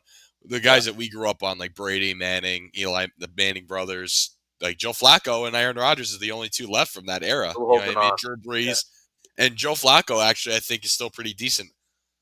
yeah, yeah. But I just feel like the Bengals can't lose this game. Like you Mm-mm, cannot lose this game. There's no absolutely not. No, because the Browns are Browns. not expected to do anything this year. So I think it's going to be if they lose, it's going to look really bad. Yeah. Next game, very, very. This is something you look back on maybe before these coaches were hired, uh, and then you look at this matchup now and be like, oh, this is actually gonna be a good game. Raiders and Patriots, where Pete Carroll is going into New England to take on Mike Vrabel. So two guys that are very well respected, have good resumes, leading new teams now. I think the Patriots are gonna be a better team than they were last year, which I they should agree be. 100%. They should be, which is based off of what they did and Drake May developing. And I think the Raiders too. I think the Raiders actually have a slim, not slim. I mean, outside shot at making the postseason. I really don't think they're that Yeah, bad. they'll be a lot more competitive this year. Absolutely, I agree. Yeah, and Geno Smith. Listen, Geno Smith is not going to light the world on fire, but No, he but will win you games. He will lose you games, it's but he been will win you proven. It's as been well. proven that he can. Yeah, and I feel this is one of the matchups of Week 1 that you could probably flip a coin on who's going to win. I really don't think you can really sit here right now and be like, "Oh, this is going to be the team that wins this game." I don't think you can know. I really don't. Right? Yeah. And then we'll slide into the 4 o'clock window here. We got the 49ers and the Seahawks, where Sam Darnold's making Mhm. his debut for the Seahawks. 49ers are a team that I think that they can go back to what they usually do is making the playoffs and having good Everyone seasons. has to stay healthy. That's Yeah, that. That's all they need. and everybody was injured last year. So I hopefully that's not the case because when they're a good team, they can dominate the competition. And now they got their guy back, Robert Saleh, calling their defensive Yes, they do. plays. Uh huh. So I think that's going to make a big difference. I hate to admit that, but I think that is going to make a big Yeah, difference. he's one of those guys that's just simply a better coordinator than a head coach. There's a lot Yeah, of guys like that. He's one of those guys. Salah, unfortunately for you, was. yeah, he definitely can run a defense, cannot head coach a football team. So that better suited for him. Titans and Broncos. I think the Broncos are going to win this game, but I think Cam Ward's going up. I think the Broncos. Me personally, I think the Broncos have a top 3, top 4 defense in the entire NFL. They Yeah, were I agree. last year, and they got better. They got better I than they say they were got last. better as the year went on. The Yeah, Broncos. and now they brought in even some more like talent, which is going to help this team even more. I think it's a tough matchup for Cam Ward week 1, but I think Yeah, the Titans will be a little better than they were last year. yeah, But I they're not think the gonna go 3 and Broncos, 13 again. yeah, I think the Broncos though they're gonna play really really well on Sunday. I feel like they're gonna ride that momentum they have from last year because they got all the way to the postseason, which I don't think anybody expected. Right? Um, Yeah. Lions versus Packers probably up there with one of the Mhm. best matchups of the week. Micah Parsons making his debut. Lions going in with two guy coordinators that have not called plays for them ever before. Both teams are loaded with talent. The Packers, listen, we're going to talk about this in a little bit in terms of who's going to make the postseason. This game can actually decide who makes the postseason. Now it's just going to be that Yeah, it's one of those type of games. I agree 100%. I mean, this is an early divisional game, and the Packers, they just made the huge, big splash trade for Micah Parsons. The Lions, they have new coordinators. Pretty much the majority of the same guys, That team's was fantastic last year, but you have the new coordinators. I think will play a factor, but I still think they'll be very competitive. I think the Packers just by you know just by getting Micah Parsons are going to be improved even more because they're already going to be pretty good. Yeah. I think the Packers were already going to have a pretty good season. I think now that adds that extra level of excitement and you know good play on defense. Like it's going to be even better. Yeah, it's gonna be a good game, and the Lions are gonna get healthy, more healthy as the season goes on. So the Packers may be able to take advantage of stealing a win this week. Texans versus Rams. We said this before. Stafford going to play, but it's going to be a really good game as well. I think the Texans last year they made the postseason, but they weren't really a threat at all. No, Their offensive line no. CJ Stroud got absolutely killed. He got killed last year with the way he was trying to be protected. So hopefully that these new listen, just because you brought in 5 new starters doesn't mean it's going to be fixed. But Right, exactly. Yeah. they got to see what happens. And the Rams defense that last year they were really good, all young guys, so they're all back pretty much for the most part. So it's going to be another test for the Texans. But I think if you had to guess this one, Rams would probably get their first win. Depending on what Stafford can start this game, and may not even be able to finish it just because his back is hurt. We don't know. Yeah, and it's also dependent on how the Texans do with that, new core of guys they have, and Yeah. who's healthy too. Because, excuse me, sorry. Who's the one that's questionable right now? I forget, or is out for the For the Texans. Texans? Yeah. Give me a minute. Let me pull up their roster. Sorry, their depth chart. I I know should you're say. good. I'll while you're doing that, I'll go through the next game quick. Sunday night Ravens versus Bills. This is going to be an outstanding game as well. I think that the Ravens have the formula to beat the Bills just because they can run the ball so well. Which listen doesn't mean anything because the Ravens always find when they play in these big games, they don't always find ways to win. They find ways to lose. But I think that this time around that they can get the Bills early in the season. That could be the case. Derrick Henry and Derrick Henry in that offense for the Ravens. You saw what he did last year. Crazy good stats. It's actually insane how good he was with that team. And then Monday night, Vikings versus Bears. JJ McCarthy's debut. Caleb Williams with Ben Johnson now. See if that's going to make a difference. And the Vikings, arguably, probably in the NFC, have a top 5 roster. But JJ McCarthy's a question mark right now. We don't know what he's going to bring, what he's going to do as a whole. So we don't know. So we got to wait and see. What if he can play above average, then JJ McCarthy is going to be he's going to be a good player for them. The Vikings are going to go pretty far into this season. But do you remember who it was? Yeah. Well, I was thinking Nick Chubb because he, obviously had his injuries in Cleveland, so it's determined if he can get back to how he was pre-injuries and stuff. That's what I meant to say. Okay, yeah, I was going to say because Joe Mixon's out, so they need Yeah, Joe somebody. Mixon. Yes, there it is. Joe Mixon. Yes, that was it. Yeah, Joe Mixon. I Joe was Mixon. Yes. gonna, yeah, Joe Mixon's out for. I think that they're trying to hide the situation with Joe Mixon. I actually think he's going to be out longer than he is, than he's Yeah, supposed probably. to say he is, because it's an injury that's tough to shake. Nick Chubb is another guy. Like if he can come back to form, that's huge. But he hasn't looked good either. So it's gonna Well, be yeah, tough. that's the thing. Those injuries, just like he's been hurt so much that it's like, do you And it's even knee think? injury. Yeah, pretty bad. Yeah. So, do you even could you even consider him being, back at that level that he was before he got hurt? You know what I mean? Yeah. Could Even he get even back there? Yeah, even last year he did not look good at all. So it's No. kind of tough for we'll see. We'll see what happens to the Texans, but they do have the formula to win. It's just they need to put it all together. Before we go and give our predictions, actually this is a prediction, but in terms of the season, Biggie, any quarterback, I'm gonna actually give the guy that you said you love so much as my quarterback the ball out this week. Oh, Is there any other quarterbacks that you have an eye on that's gonna have a really yes. good I actually just week thought one? of this now. As we were going through the games, look out for Drake May. I think Drake May is going to have a stellar week 1 for the Patriots. That's All my right. QB to watch. If go ahead, say yours. Baker Mayfield, man. I think he's gonna Yeah, light it up. He's gonna start out week 1 and he'll absolutely light it up for the Bucks. But I like the Drake yeah. May pick. I listen. He got it. What he's got. I know Diggs is not what he used to be, but that is a number No, 1 receiver. We have to say he is a number 1 receiver still. Maybe not absolutely. up Yeah. there at the top, but he is. So he has that type of player with him now that I think that's going to be big. That's the thing for young quarterbacks. When they have a guy out there they know they can get that ball to and he's going to do something with it, they're going to feel comfortable and feed him. So that's going to be big. Travion Henderson's going to help him out tremendously as well, rookie running back from Ohio State. And Ramondre Stevenson will play, but I think it's going to be Henderson's show in the backfield. So we'll see. And he'll be set up for more success than what he was last year. So we'll Yeah, see. But those are definitely two good predictions. Let's pull up the over unders for this year. These team for all the teams, and we'll give a quick, over under depend on who it is. Let's see. Who we got here. let's see. Um, All right, well, let's go with what game you want to do with this? I'm saying like in terms of like wins and losses, like the like. Oh, okay. All right, yeah. Yeah. Yeah, All right, you want to go by division maybe? yeah, we could do that if you want. I have it here. I pulled up on ESPN, and they're just doing it by like most like projected wins and down like that. So Right, okay. kind of be hard. Yeah, you know, you if since you're pulling that up, you can read it off, and I'll give my opinion on it. Yeah, I was gonna say just do it. Like, we'll just do that. So the Eagles, their totals 11.5. I give them the over. I agree. I really The don't over. think anybody stopping them this year. Once again, Ravens, same thing, 11.5. Yeah, I think they'll win. I think they'll win 12. All right, so just over. Yeah, I just think over. they're Yeah, gonna. just over. It'll be just over for them. Yeah. Yes. All right. Bills, 11.5 as well.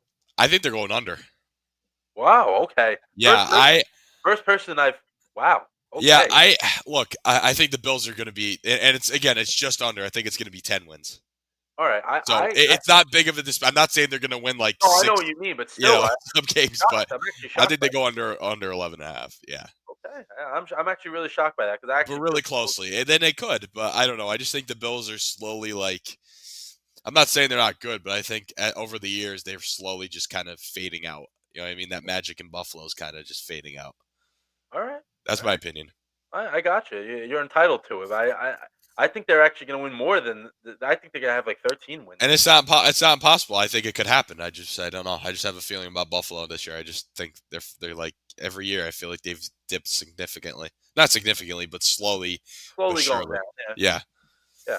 All right. Chiefs at 11.5. yeah. I give them the over. Yeah. It's the Chiefs. You know what I mean? It's just, Until proven otherwise, you have to do it. You have to do that. right. Exactly. Detroit at 10.5. So the Lions, they did have more than that last year. So They did. That's a tough one. I feel the division's very competitive. That's the thing. Yeah, they might get 11. Like they will get like right at 11. I think Just maybe. over. Okay. Packers at 9.5. I could see them. I could see them getting 9. I could see them getting 10. I'll take the over on that. Commanders 9.5 as well. Yeah, I'm gonna give them the over. Over. I kind of feel they can win 12 games this year. Honestly. Yeah. It's all gonna depend on if Jaden Daniels has the sophomore slump or not, Mhm. because they have But pretty much everyone back. yeah, I think they've improved around him and defensively as well. They got Yeah. better, Hmm. and in the same system, that's another big thing as well. Bengals are at 9. I don't know why they didn't have this as like number order, but it is what it is. Bengals at 9.5. I'd say under. Under. Okay. I think 8. The defense is terrible. Yeah, the defense sucks. And Burrow's targets can never stay healthy, or they're not reliable enough. That's the problem. Yeah. Burrow's fantastic, but my God, I feel so bad for him. Horrible Yeah, defense and unreliable targets. He has to do too much for that team. 49ers are at 10.5. Okay. Oh, they have to stay healthy. I think they could if they're fully healthy all year, but if we've seen the last couple of years, they haven't been able to at all. And do I think Brock Purdy's, a 10? What was it? 10 and a half? 10.5. 10.5. Do I think he's a 10+ win quarterback? No, I'm gonna go under. All right. Rams at 9.5. I think that's the easiest one that we've done so far, honestly. Yeah, I give them. See, no, this isn't really easy because like they are returning a lot, but I don't know how I feel about Stafford nowadays anymore. Yeah, I think they might go under. He's good, but all right, under. Just slightly though. Like these are some really close ones. Yeah. You know what I mean? And they could go either way too. Like if I'm saying like right below, there's a chance that they go over too. You know what I mean? Like Vikings at 8.5. I think they go over. What do you Over. think? I think so too. I think they're gonna win. They're too talented. I know McCarthy's a lot of pressure on him, but they did There win. is. That's the main thing. There's a ton of spotlight and pressure on JJ McCarthy. And do I think he's going to be good? Yeah, I think he's going to be. I think he's going to be pretty good. So I give him the over on that.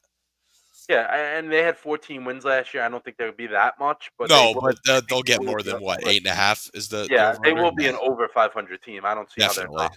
I don't see how they're definitely. not. Texans at 9.5. That's tough.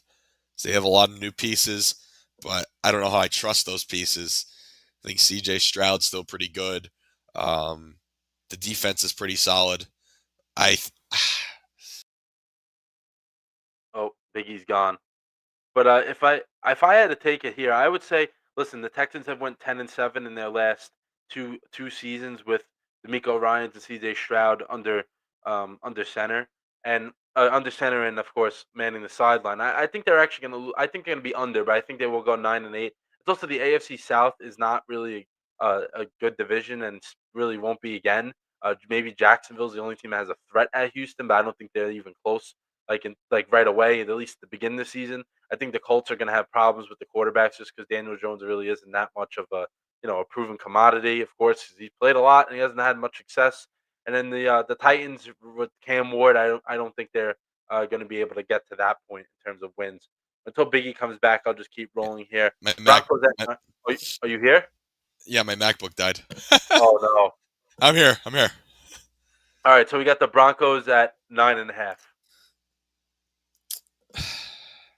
I give We me the can't over. see you though. We can't see you. No, No, it's the black screen. There you go. All right. I give him the over. All right, Chargers 9.5. Yeah, over. I think they get 10. The Bucks at 9.5. I think over. I think we both agree. Yeah, I think so. I think that every year, and then they either sit right at it or they don't. Like, you know what I mean? Yeah, I They play actually, in a very really weak division. yeah, they should win plenty of games just from the division alone. Right? Bears, Yeah. yeah, especially the Saints. That better be a sweep. They better sweep the Saints. The Bears at 8.5. I think under. Me too. I think Yeah, that's definitely under 8.5. yeah. I don't think they're that good. Jesus. Steelers at 8.5. I'm gonna go over just because of the fact that Mike Tomlin hasn't had a losing season. They do it every year somehow, and then they'll get blown out in the first round of the playoffs. Same story as last year. I'm just picking over solely on that fact. All right. Cardinals at 8.5 as well. Under, I agree on that. And definitely under. Falcons at 7.5. Give me the over. All right. Yeah, I have trust in Michael Penix. I really do. I think they could be a sneaky, 7 seed going into the NFC I playoffs. agree. Uh huh. Seahawks 8.5. Oh, under, Yeah. Cowboys 7.5. under 6 wins. Patriots 8.5. See, I don't want to get too high in the Patriots. They're one of my teams that I think is going to be really good, like Drake May, for example, and Mike Vrabel's back uh, in New England. I mean, but I don't know. I feel like I shouldn't say they're going to go over, just because I don't know if they're going to be there yet. I'm going to say under, but slightly. All right. It Dolphins will at get eight. better as years go on, though. Yeah, definitely. The Miami Dolphins 8.5 as well. Oh, I didn't think I give them the over. I'd the say over. 9 or 10. Wow. All right. Jaguars 7.5. Knowing the Jaguars, it's going to be under. Yeah. I listen. They were bad last year. I don't think they're going to be that terrible, but still not winning team. Colts 7.5. Under. If Daniel Jones is your starting quarterback, I think it's going to be under. Yeah. Raiders at 6.5. Over. I think they get. I think get 8 wins. Yeah. Panthers 6.5. That's a tough one. I think they win 6. I think they win 6 games. Win 6. All right. Yeah. The the Jets 5.5. Uh, I'm gonna have to say right at 5. What about you? Giants. Yeah, I would say the same thing. 5, 6 wins, no more than that. Yeah, Uh, Giants 5.5. under 4. It's, they're gonna have a rough season as well. Yeah, Browns unfortunately. Browns are at 4.5. They're actually tied for the lowest over under win total.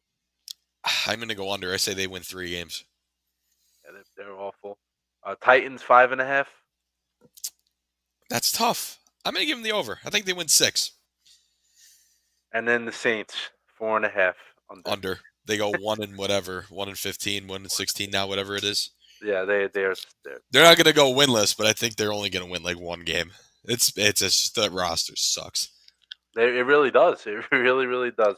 Well, let's do before we leave the NFL as a whole. We'll predict our 7 playoff teams from both the AFC and the NFC, and then we'll do our head coach of the year, or maybe perhaps head coach firing during the season, and then MVP, offensive player of the year, defensive player of the year, offensive rookie of the year, defensive rookie of the year, and Yeah, then comeback player of the year and coach of the year. We'll do all of that. But first, let's do the AFC, what we think is going to make the postseason. I can kick us off if you want. yeah. Go ahead. You can do Yeah. AFC. I'll do NFC. Oh yeah, that's fine. I got the Bills, Chiefs, Ravens, and Texans as being the division winners in no particular order, but I would have the Bills, Chiefs, and Ravens, one of those three being the number one seed. I would expect. I know the Bengals have some holes on their team, but I think Burrow is going to will them to the playoffs this year. So I Yeah, think they can be a wild card team. I would expect the Steelers to have a chance at the wild card as they usually do. So maybe 3 teams from the AFC North. I think the Broncos are going to be actually the top wild card if I had to guess. I think they're going to be that good this year.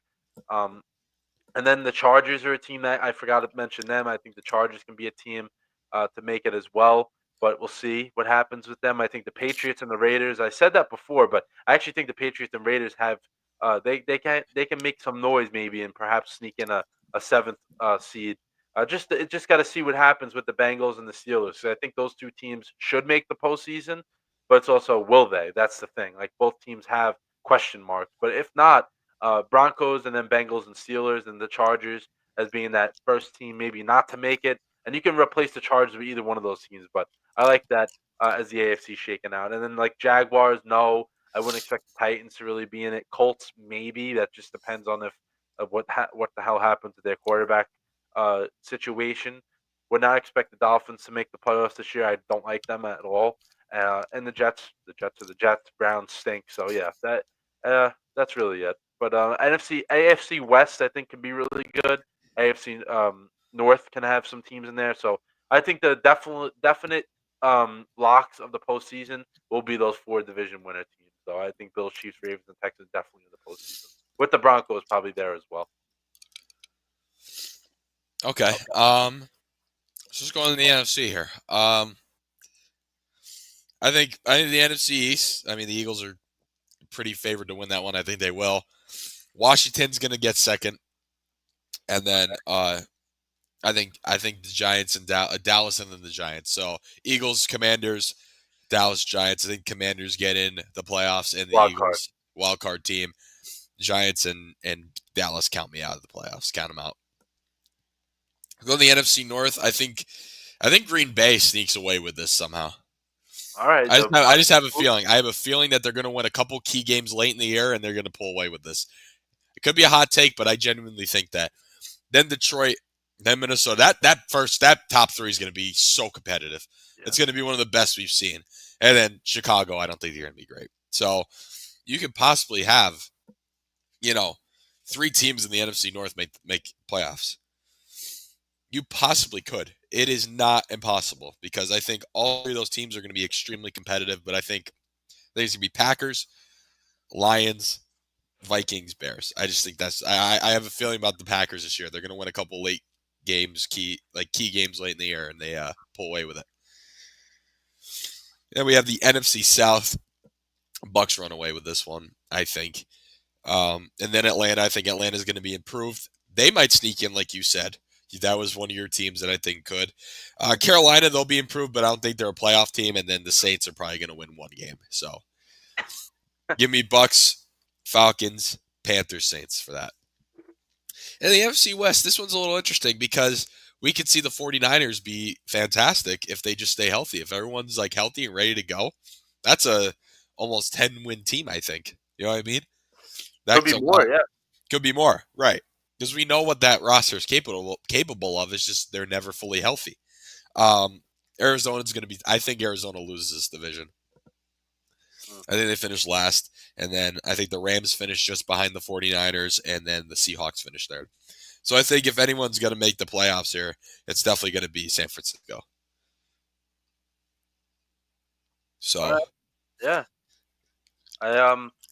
I I think that I'm pretty much in agreement with you. I just feel that the Lions will win the division, but very, very slightly. I don't think that's going to be anything. I think it's going to be like within a game or two. Um, Vikings probably, if they can get JJ McCarthy going early, they have the best chance, I feel, of winning just because that roster, like I said, is very, very talented. Packers definitely improve with Parsons. That division is a gauntlet. Those three teams probably will make the postseason. Eagles, Commanders, they feel are two locks to make it. And then 49ers, definitely. I think if they're healthy. And I think the Rams, yeah, the Rams, I'm very high on the Rams this year. I think they can actually win a division if everything goes their way. And then Falcons and Seahawks, maybe the Seahawks have a slight chance at sneaking in a wild card. I don't really see it happening, but if you did have to say like two teams like Falcons and Seahawks can be those two type of two teams, maybe people aren't talking about that have a little chance of making it. But the NFC pretty much has their teams that should make the postseason, and we're probably going to see these teams in it once again. Before we move off the NFL, let's give our predictions here, MVP and all that. But I can go here. My MVP, I actually think Joe Burrow is going to win MVP. He had a great year last year. I think he's okay, going to replicate that, and the difference will be them making the playoffs. I think that he's gonna start out better than he did last year, which hurt them because they started out so slowly. I think right? that they're going to avoid that, where they even if they do lose some guys to injury, them starting out okay will help them by Yeah, the end. we'll help them later on. Right, I agree. I think that he's going to win MVP, and actually, Offensive Player of the Year is going to be his teammate Jamar Chase. I think that those two are going to Okay, have their. I know they've had very good seasons together in their careers, but I yeah, actually think that they're going to have the best they've ever had. So that's how high praise I have for these two going into this season, and they just need if that defense can give them anything, they can make the Super Bowl again. That's how good I think they can that's going to be the key thing. Can their defense do play it anything for ball them. out for them?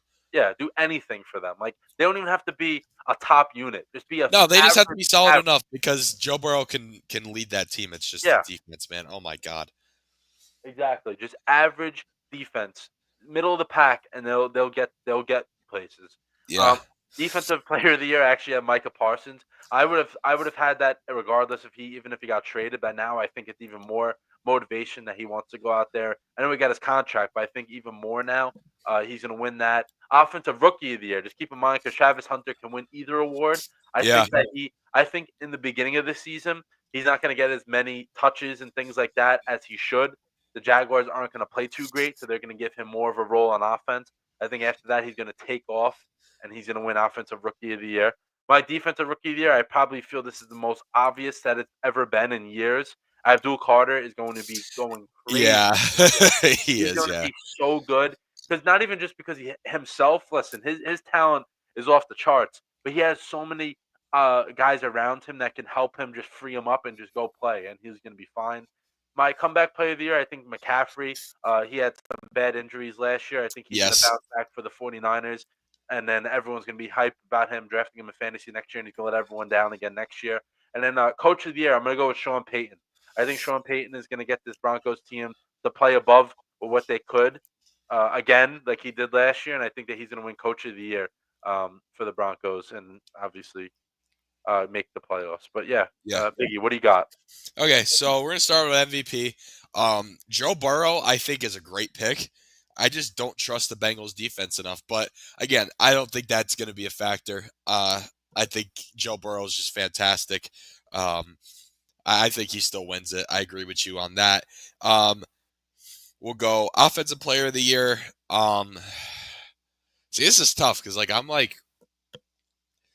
I'm decent with NFL knowledge, but not as good as college. You know what I mean? So I had to think about this. I had to go through the teams a little bit and dissect I do this a little bit. So It very easily could be Saquon again if you want. yeah, absolutely. And I don't want to say Saquon again because I don't know if the Eagles will win back-to-back Super Bowls. Everyone's saying they're going to. I don't think they're going to. I think they win next year, not this year. That's my opinion. But Offensive Player of the Year, I think you could give it to definitely Saquon is in that contention. I think if JJ McCarthy somehow matches the talent level of Sam Darnold last year, it's very Mhm. possible he can win it. He might win because he's technically not a rookie. You know what I mean? Yeah, Technically not a rookie. So, you know, he can't be rookie of the year, even though it's the first time we're seeing him. yeah, he But do you can't. think it's very possible that he may win it in his first year if he can play at that Sam Darnold level? But I think Saquon might be it. I even put, some sleepers because usually they don't pick you're not picking Lamar Jackson and Jalen Hurts and Joe Burrow every time. That's MVP.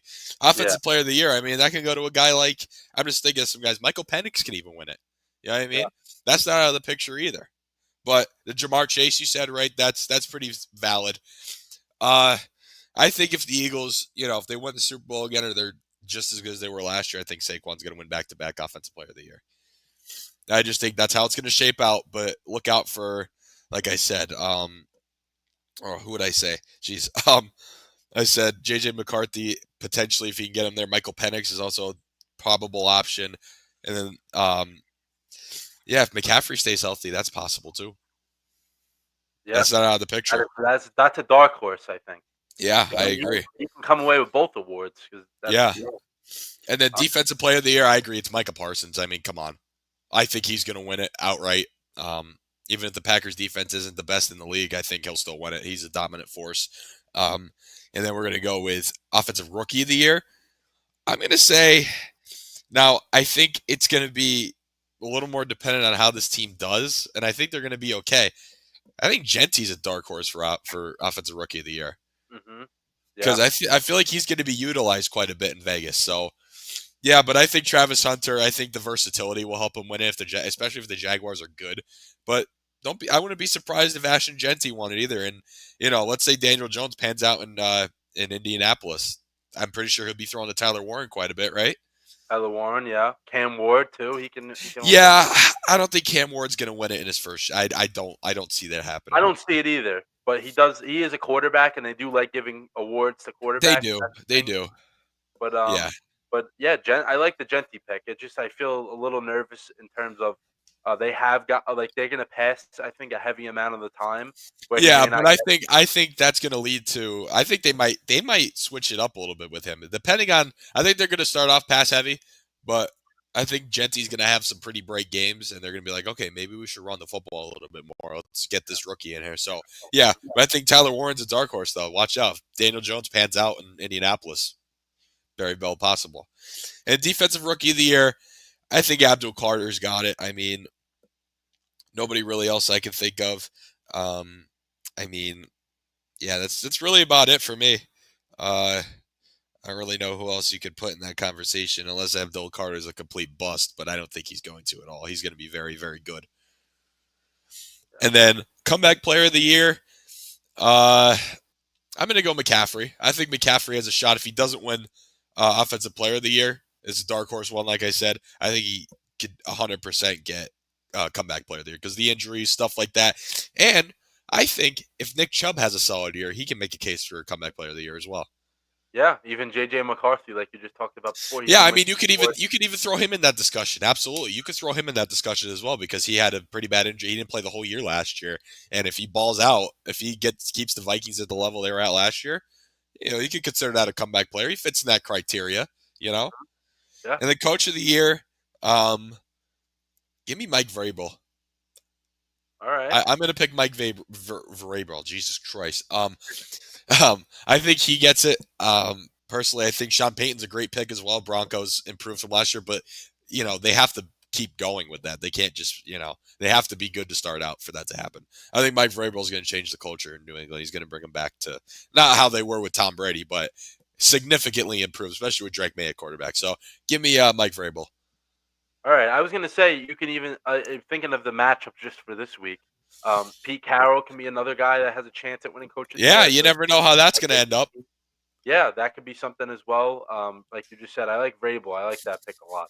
But yeah, that'll do it for all NFL talk. We'll do how you doing now, and then we'll do the how you doing. There you go, and then Eh, we'll hit our pick 'em segment. But yeah, we'll wrap this one up pretty quickly. Biggie, you can start off with whatever you want to talk about. Yeah, well, it's football season. We're going to talk about Syracuse, and that's really the only thing I'm going to talk about. The Yankees, I've kind of stopped paying attention because it's football season now. That's just how I am with baseball. I kind of lose interest once August and September hits. But Syracuse, I see all your comments, guys. I get it. They lost, and they didn't look bad, but they didn't look good. You know what I mean? Like, I never said they were going to go out and beat Tennessee. I never thought that, but I think for us to go out there now for Syracuse, they've been irrelevant for, oh my God, since the 90s when they had Marvin Harrison and McNabb, and they even had some good teams when Dwight Freeney was there, and Ryan Nassib. There's some good talent, and even that one season we had in 2018 with Eric Dungy, one of the bright spots in this 20-year span or 20-30-year span-ish. I'm saying 20, it's 30 now. The 90s was 30 years ago. In the early 90s and the late 80s, Syracuse was a top 10 program. They were number 6 in the country in 92. McNabb was phenomenal. He came in as a freshman in 95, and Marvin Harrison was there from like 91 to 95. You know what I mean? So they have a good history, and they haven't been relevant since probably about 2000. I think in my lifetime, they've had maybe 2 or 3 good seasons, including the one last year. 2018, and then when Ryan Nassib was there, they were pretty solid, and some of the teams with Dwight Freeney were pretty good too. And Chandler Jones too. Can't forget about him. But Syracuse has been on the lower end of everything. Basketball school, even at one point, a lacrosse. The people are saying lacrosse school. It's true. Syracuse is more known for basketball and lacrosse, which is I know that. But to go out there and compete with a top SEC team, I think personally is a win in itself for a program that hasn't been anything to write home about. They've had good years here and there. Last year was amazing with McCord, and he had a fantastic season, most passing yards in the country. The you know what I mean? Like that kind of set the tone for what Fran Brown wants to do with the Orange. And I think, obviously they lost by a lot. But Tennessee's good. I mean, even with sorry, with the defensive line, they had guys going down left and right. And that Tennessee D line is one of the top in the country. And, good teams like that. And SEC football is so much different from the ACC. Syracuse hasn't played really any SEC teams ever. You know what I mean? In recent memory, this is my first time playing an SEC team and a top one, if that. This is a good SEC team. It's not like we're playing, I don't know, the team that finished last in the SEC or whatever. You know what I mean? Because it's not really Vanderbilt anymore because they're kind of decent now. But I was going to say Vanderbilt. Yeah, it's a step in the right direction. It really is. And I'm not happy we lost, but I'm happy to see that the team that they competed. Steve Angeli looked pretty good. The O-line, I think, looks awful. And this wasn't talked about a lot because Kyle McCord in that season last year was fantastic. That it kind of got overlooked.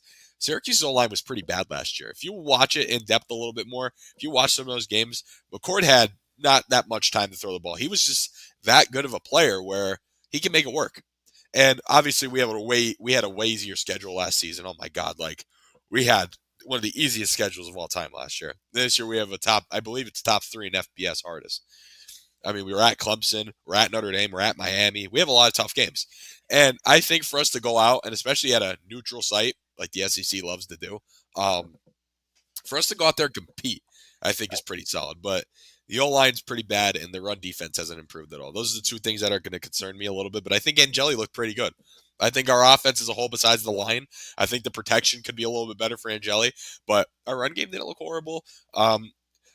I think Angeli looked fine. It's just I think our run defense needs work too, and that was a problem last year too. I mean, you look at some of our games, we gave up a lot of rushing yards, and we still won, but we gave up a lot of rushing yards, and I feel that's going to be the case again. That's not going to work against Clemson, against Miami, against Notre Dame. It worked against Ohio, and it worked against Colgate and Holy Cross, and even at that time UConn. It worked against all those schools. It worked against teams like that, but not going to work against a Clemson and a Notre Dame and a Miami and, even SMU, we're on the road at SMU, played Tennessee, so I'm impressed with the way they competed though, because I told JD this before the show, Syracuse in like 2021, like previous teams would have been down 42-0 at half. So not happy we lost, but we went out there and fought and we competed with the top SEC team. And that's good enough for Syracuse right now. Now we need to build off that. We have UConn next week, who was a 9-win team last year. Jim Mora Jr.'s turned that program around. I mean, UConn's relevant. Like they had 9 wins last year. They won their bowl game. I mean, this is no easy game anymore. UConn's not a pushover anymore. You know what I mean? And we have Colgate, FCS should win that. Then we're at Clemson. So it's like, how do we respond with this? From competing with the top SEC team to getting in the deep parts of our schedule. I'm curious to see how it goes. I mean, I still think they're going to go 7-5 even after last week. I think personally, but they could go 6-6 too. Who knows? But they won't go below 500. And if they do, well, I was wrong. So yeah, that's my gripe on Syracuse. I'm impressed with the way they competed. All right. I'll take over here.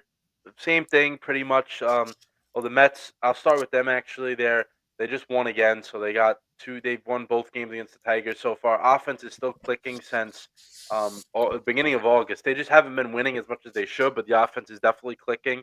They won 12-5 tonight. They're at 75 and 64 now. The Reds are losing, so if that score holds, Mets will be up 5 games in the last wild card. Phillies aren't playing tonight, so they'll gain a half a game on them, which doesn't really matter that much anymore. But the Mets are kind of stuck at this point, but they can improve seeding if they were able to keep winning games. And the Tigers are a good team, and they're played pretty well against them so far, which is good to see. And yeah, the only thing with the Mets, I've been saying this since the beginning of the summer, that their starting pitching is just not good enough. And the only two that have been good in the past stretches, Nolan McLean, 4-0 now. He pitched another 6 innings tonight, only 2 runs. He has a 1.37 ERA in his first 4 major league starts. So he's come up, and nothing has phased this guy. He's been very good.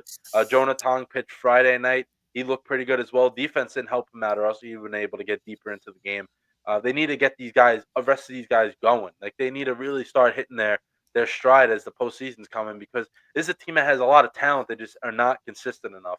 They play good for a week and then they play terrible for the next week. They got to be able to put it all together, and it's something that it's been going through the same thing since the beginning of the summer. After once June hit, it's kind of been the roller coaster ride with this team.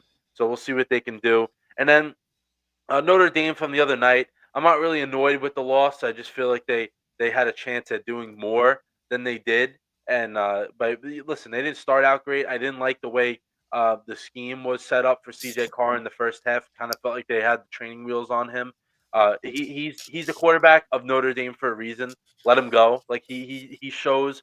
He showed in the second half that he has the confidence to make any throw possible. Even that touchdown he threw it in the second quarter. He was scrambling for his life and still was able to get out of it and throw a touchdown. So he shows that he has that talent. You just gotta let him go. Let him develop, and he'll be just fine. Defense kind of got beat up a little bit at the end of the first half. They let up end of the first half, beginning of the second half. They let up 14 points within that stretch of like 8 minutes. Besides that, they were okay for the most part. The only thing with the defense is last year, I guess I was spoiled of how much pressure they got on quarterbacks. They didn't get much of it against Carson Beck Sunday No, night. Hopefully, they can get that going, because last year they were terrific in terms of sack production. And yeah, I think they're going to be just fine. I know last year they lost to a much worse team, so I kind of feel better about the situation.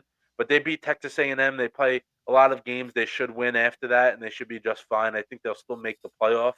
Um, and now, honestly, we got to root for Miami to be good. So now it looks like at the end of the season, we see our only losses by 3 points to Miami on the road, and say they win the ACC. Oh, we lost to the ACC champ by a field goal. That's something you got to root for as the season goes on at this point. So we'll see. But they don't play this week, so they'll get Texas A&M not this Saturday, week after that, so they can regroup, get everybody, if anybody's banged up, healthy. Know what they want to do in terms of game plan, because Texas A&M is going to be a challenge of its own, so they got to be ready for that. It'll be another ranked matchup at night. At least it's home this time. And then with the Jets, I know they're going to play Sunday afternoon. I'll be at the game. I'm excited to make my return to the stadium. Hopefully, they could start out and get a W. I'm not expecting much. I've said this. I'm not expecting much at all from this team this year. But hopefully they go out there and they win a game. They win a game that I don't think they're really going to be overmatched in terms of playing the Steelers. I'm not saying they're going to win, but I just don't think if they lose, it'll probably be very close. I don't think that'll be that much of I don't think it will be a blowout. It just depends on what the Jets offense does. Like they haven't showed much in terms of pass game, in terms of the pass game throughout the preseason and through training camp. But we'll see. We'll see what happens with the Jets. But I'll do more of a Jets breakdown later in the week, just in terms of their season and stuff like that. But they do have key pieces at key positions that are very talented, so they shouldn't be too terrible. But I just don't think that they're ready to go anywhere just because the quarterback play is going to hold them back a little bit. I'm just not a huge fan of Justin Fields. But yeah, that'll be it for how you doing. We'll just do our pick 'em here really quickly, and then we'll end this one. So I won last week's game just because Ohio State took away that narrow W. So Uh-huh. I'm 8-5 in the picks, and Biggie is 6-7 now. Oh. We will do the Ravens versus the Bills. I think we're going to have some disparity on this matchup. I'll go first. I'm going to take the Ravens. I think Derrick Henry is going to have a Derrick Henry-like game very early on. He's going to dominate the line of scrimmage for a Bills team that you said you weren't as high on. I think the Bills can be very good. I just don't think they're going to get this win this Yeah, week. and I'm gonna agree with you. I'm gonna agree with you. Oh, I'm okay. actually gonna agree with you. I feel like this game could go either way because it's week one, obviously. But I think this will stun the Bills a little bit. You know how I said I think they're slowly, getting out of that dominant way. Um, I think this is the game that stuns them a little bit, and it gets Bills fans on their feet. Like, oh no, this might not be, a great season. So I think the Ravens are one of the like they're a fantastic team. I think they're gonna come out, do what they're supposed to do, and win this one. All right, yeah, so we're in agreement. I actually didn't think we would be, but it's No, better that we are. It's good.